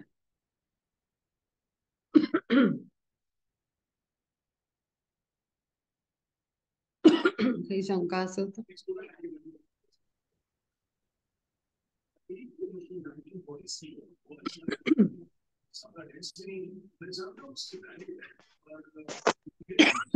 एक छोटासा प्रश्न असा आहे ना, हा, की बोल. मग पाप पुण्याच्या संकल्पना कुठे निर्माण होतात? म्हणजे म्हणजे कुठल्या लेवलवरती त्या जन्म घेतात? बरोबर आहे.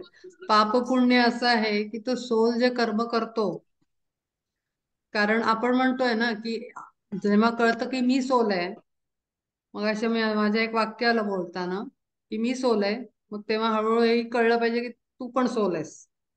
ठीक आहे.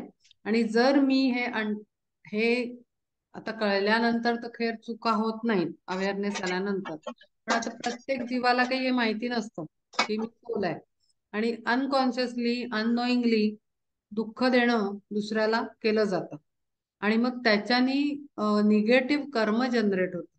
कारण अल्टिमेटली आपण एका जीवाला, एका आत्म्याला दुःख देत आहोत, आणि त्यातनं मग जे कर्म बनतं ते कुठेतरी पाप, म्हणजे ते किती इंटेन्सिटीचं असतं त्याच्यावर पापाची कन्सेप्ट येते.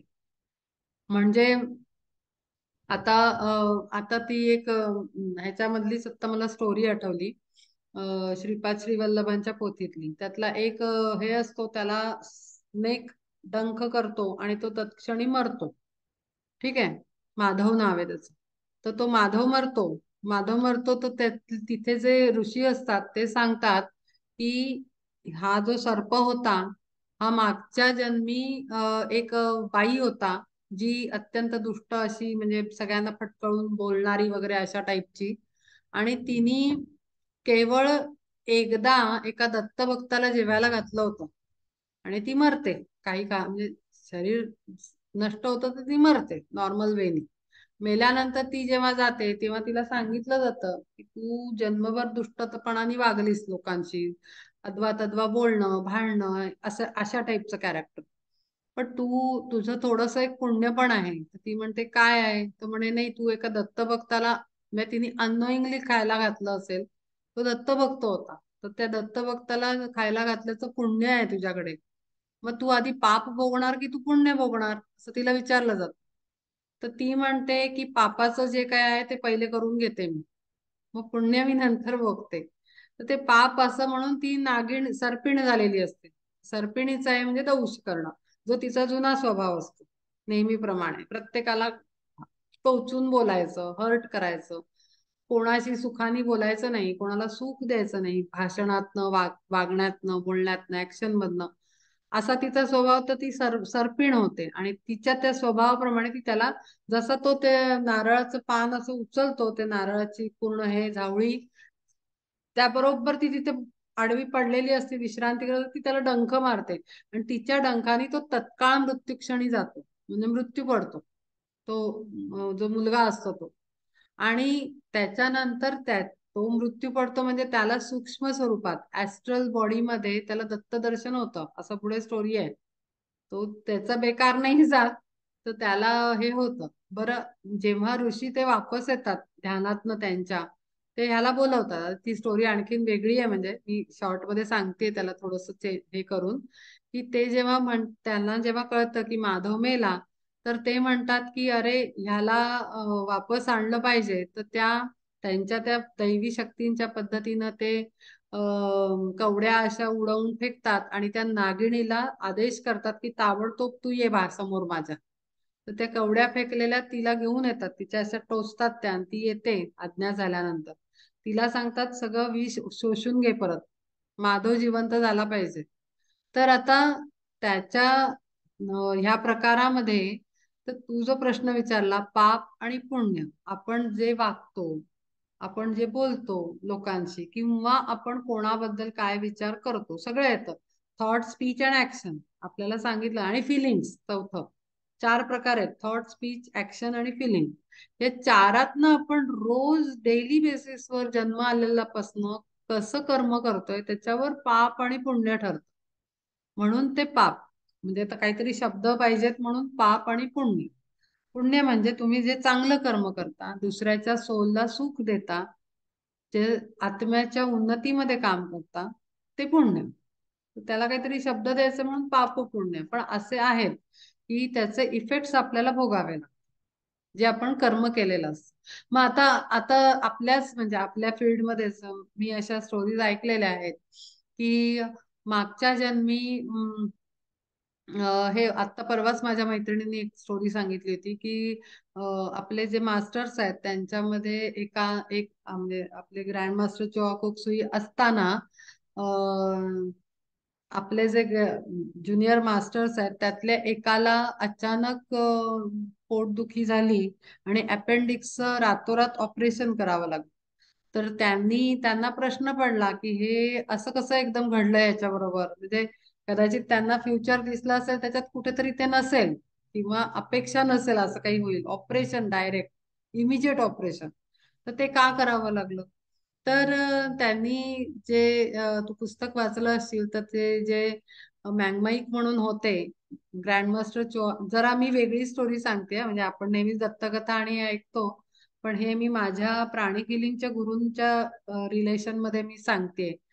तर ते जे अजून एक हे होते क्लेअरवॉयंट म्हणजे दिव्य दृष्टी असलेले, क्लेअरवॉयन्सी म्हणतात त्याला इंग्लिशमध्ये. तर क्लेअरवॉयंट एक होते, त्यांना गुरूंनी विचारलं की जरा बघा बरं याच्या बाबतीत असं का झालं, एकदम अनएक्सपेक्टेडली सडन ऑपरेशनला का फेस करावं लागलं. तर त्यांनी बघितलं तर त्यांना लक्षात आलं की अरे हे दोघं जण सैनिक होते, म्हणजे इवन आमचे मोठे गुरु आणि हे दुसरे त्यांचे डिसिपल, हे एका जन्मामध्ये सैनिक होते. आणि सैनिक होते तर हे त्यांचे बॉस होते, जे आमचे आत्ताचे मोठे सगळे मेन गुरु आहेत ग्रँड मास्टर चोआ कोक्सुई. आणि त्यांनी ते जे काही मारलं असेल शत्रूला, तर ते त्याला अशी सवय होती की तो अच्छा नाही, तो ती दोन गोष्टी एकत्र झाल्या. तो जेलर होता, तो जो माणूस होता ज्यांचं ऑपरेशन झालं तो जेलर होता आणि तो ना प्रत्येक आपल्या कैद्याला असं पोटात ना टोचायचा, त्रास द्यायचा. जेलर लोक शिक्षा करतात ना जेलमध्ये कैद्यांना, तर तिथे ना तो पोटात टोचायचा प्रत्येकाच्या. असं ती काय जी काही त्याची हे असेल ती काठी म्हणा किंवा काय, तर ते असं ते कर्म त्यांनी केलेलं होतं. आणि म्हणून त्याला ते ऑपरेशनला फेस करावं लागलं, कारण कर्माचा हिशोब भोगल्याशिवाय नाही होत मायनस. तो करावाच लागतो, तो त्याचे रिझल्ट घ्यावे लागतात, त्याचे कॉन्सिक्वेन्सेस ना फेस करावं लागतं, त्याच्यातनं आपण सुटत नाही. आणि मग ते त्यांनी म्हटलं की ते ह्यांचं काय रोल आहे मग गुरूंचा. तर ते म्हणले की तो त्यांचा बॉस होता, त्यांच्यावर होते ते. तर म्हणे माझी काय इन्व्हॉल्वमेंट आहे, तर म्हणे तुझी आहे ना. त्याला तू ऑब्जेक्शन नाही घेतलं, त्याची ही सवय होती जे ऍज अ जेलर, तुला माहिती होती तरी तू त्याला थांबवलं नाहीस आणि त्याला हे कर्म करू दिलं, तर त्यामुळे तूही त्याला रिस्पॉन्सिबल आहेस. तर ते म्हणले, मग ते जे ज्युनियर मास्टर होते ज्यांचं ऑपरेशन झालं, तर त्यांनी म्हणलं मी तो ऑपरेशनला फेस केलं आणि मी कापून घेतलं, तर तुम्ही आता काय करणार, तुम्ही कसं याचं फळ भोगणार, तुम्ही तर रिस्पॉन्सिबल आहात कुठेतरी. तर ते म्हणले की कसं काय नाही, तुझा सगळा खर्च तर मी केला ना. म्हणजे पॉकेट मधनं माझ्या गेले अल्टिमेटली. तर ही सांगायची गंमत अशी की असं छोटं छोटं कर्म, आपली सवय एखादी जी अगर दुसऱ्यासाठी त्रासदायक असेल तर ती कर्मबंधनात अडकवू शकते आणि पुढच्या वेळेला आपल्याला त्याचा आपल्याला पनिशमेंट म्हणू शकतो किंवा दुसरं काहीतरी आपल्याला भोगून ते खतम तर करावं लागतं.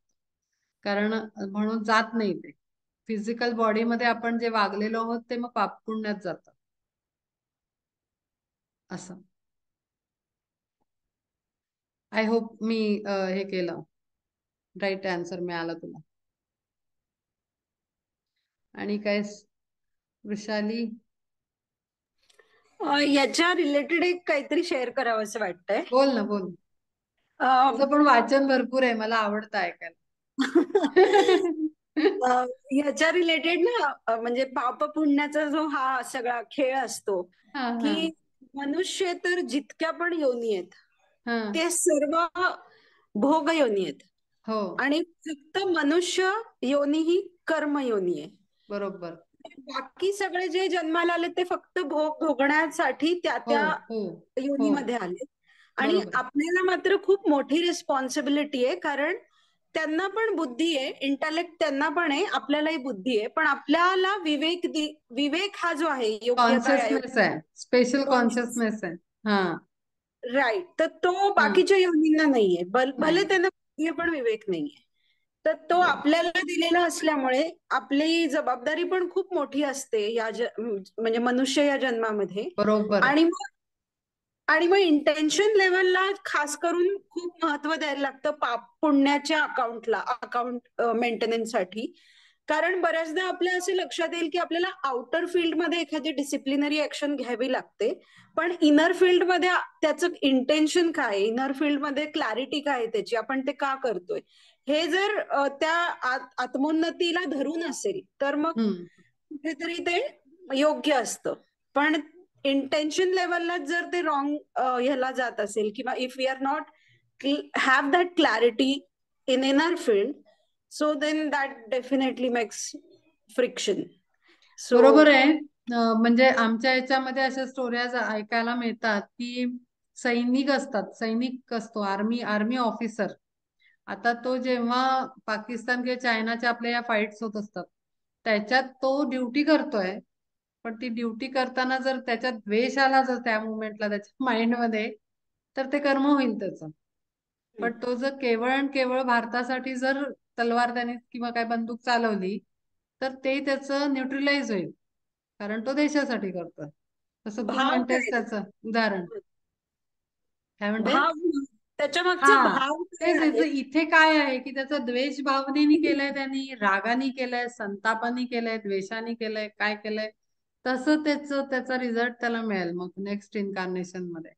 तू म्हणतेस ते अगदी बरोबर आहे. तर ते एक शेअर करायचं. खरं आहे ते. मग थांबवूया पुढच्या वेळेला.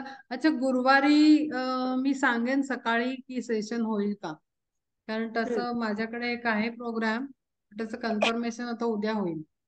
ओके. हा, तर नाहीतर मग शुक्रवार ठरतोय. शुक्रवार ठीक आहे ना सर्वांना? तुला शुक्रवारी वृषाली? मला मला फक्त ना शार्प 5 वाजता मला चालेल बाहेर. चालेल, आपण हवं तर थोडं कमी करू, 15 मिनिटं. हा, 5ला, कारण ऑनलाईन सेशन असतं शुक्रवारी हा, म्हणून. हरकत नाही, आपण 5-10-15 मिनिटं आधी बंद करू. चालेल चालेल. हा, ओके. म्हणजे ब्रेक नको व्हायला मध्ये, एवढंच. मला कन्फर्म गुरुवारी नाही आणि कन्फर्म शुक्रवारी आहे ना? मी तुला उद्या सांगते, मेसेजनी हो. आपल्या ग्रुपवर टाकते मी. उद्या दुपारनंतर कन्फर्म होईल काय ते. बर, ठीक ठीक. हा, ठीक आहे. आपण आता थँक्स गिव्हिंग करूया. To the Supreme God, Divine Father, Divine Mother, thank you for your great, great blessings. Lord Krishna, Sant Jnaneshwar, Swarupananda Swami, angel beings and Mahadevas of Bhagavad Gita, angel beings and Mahadevas of Jnaneshwari, angel beings of knowledge and wisdom, light, love, and power, on all the great, great ones. We thank you for your priceless teachings. Thank you for your great, great blessings. Thank you, thank you, thank you in full faith. So be it. Tathastu. So be it. Thank you. Thank you. Thank you. Bye. Thank you.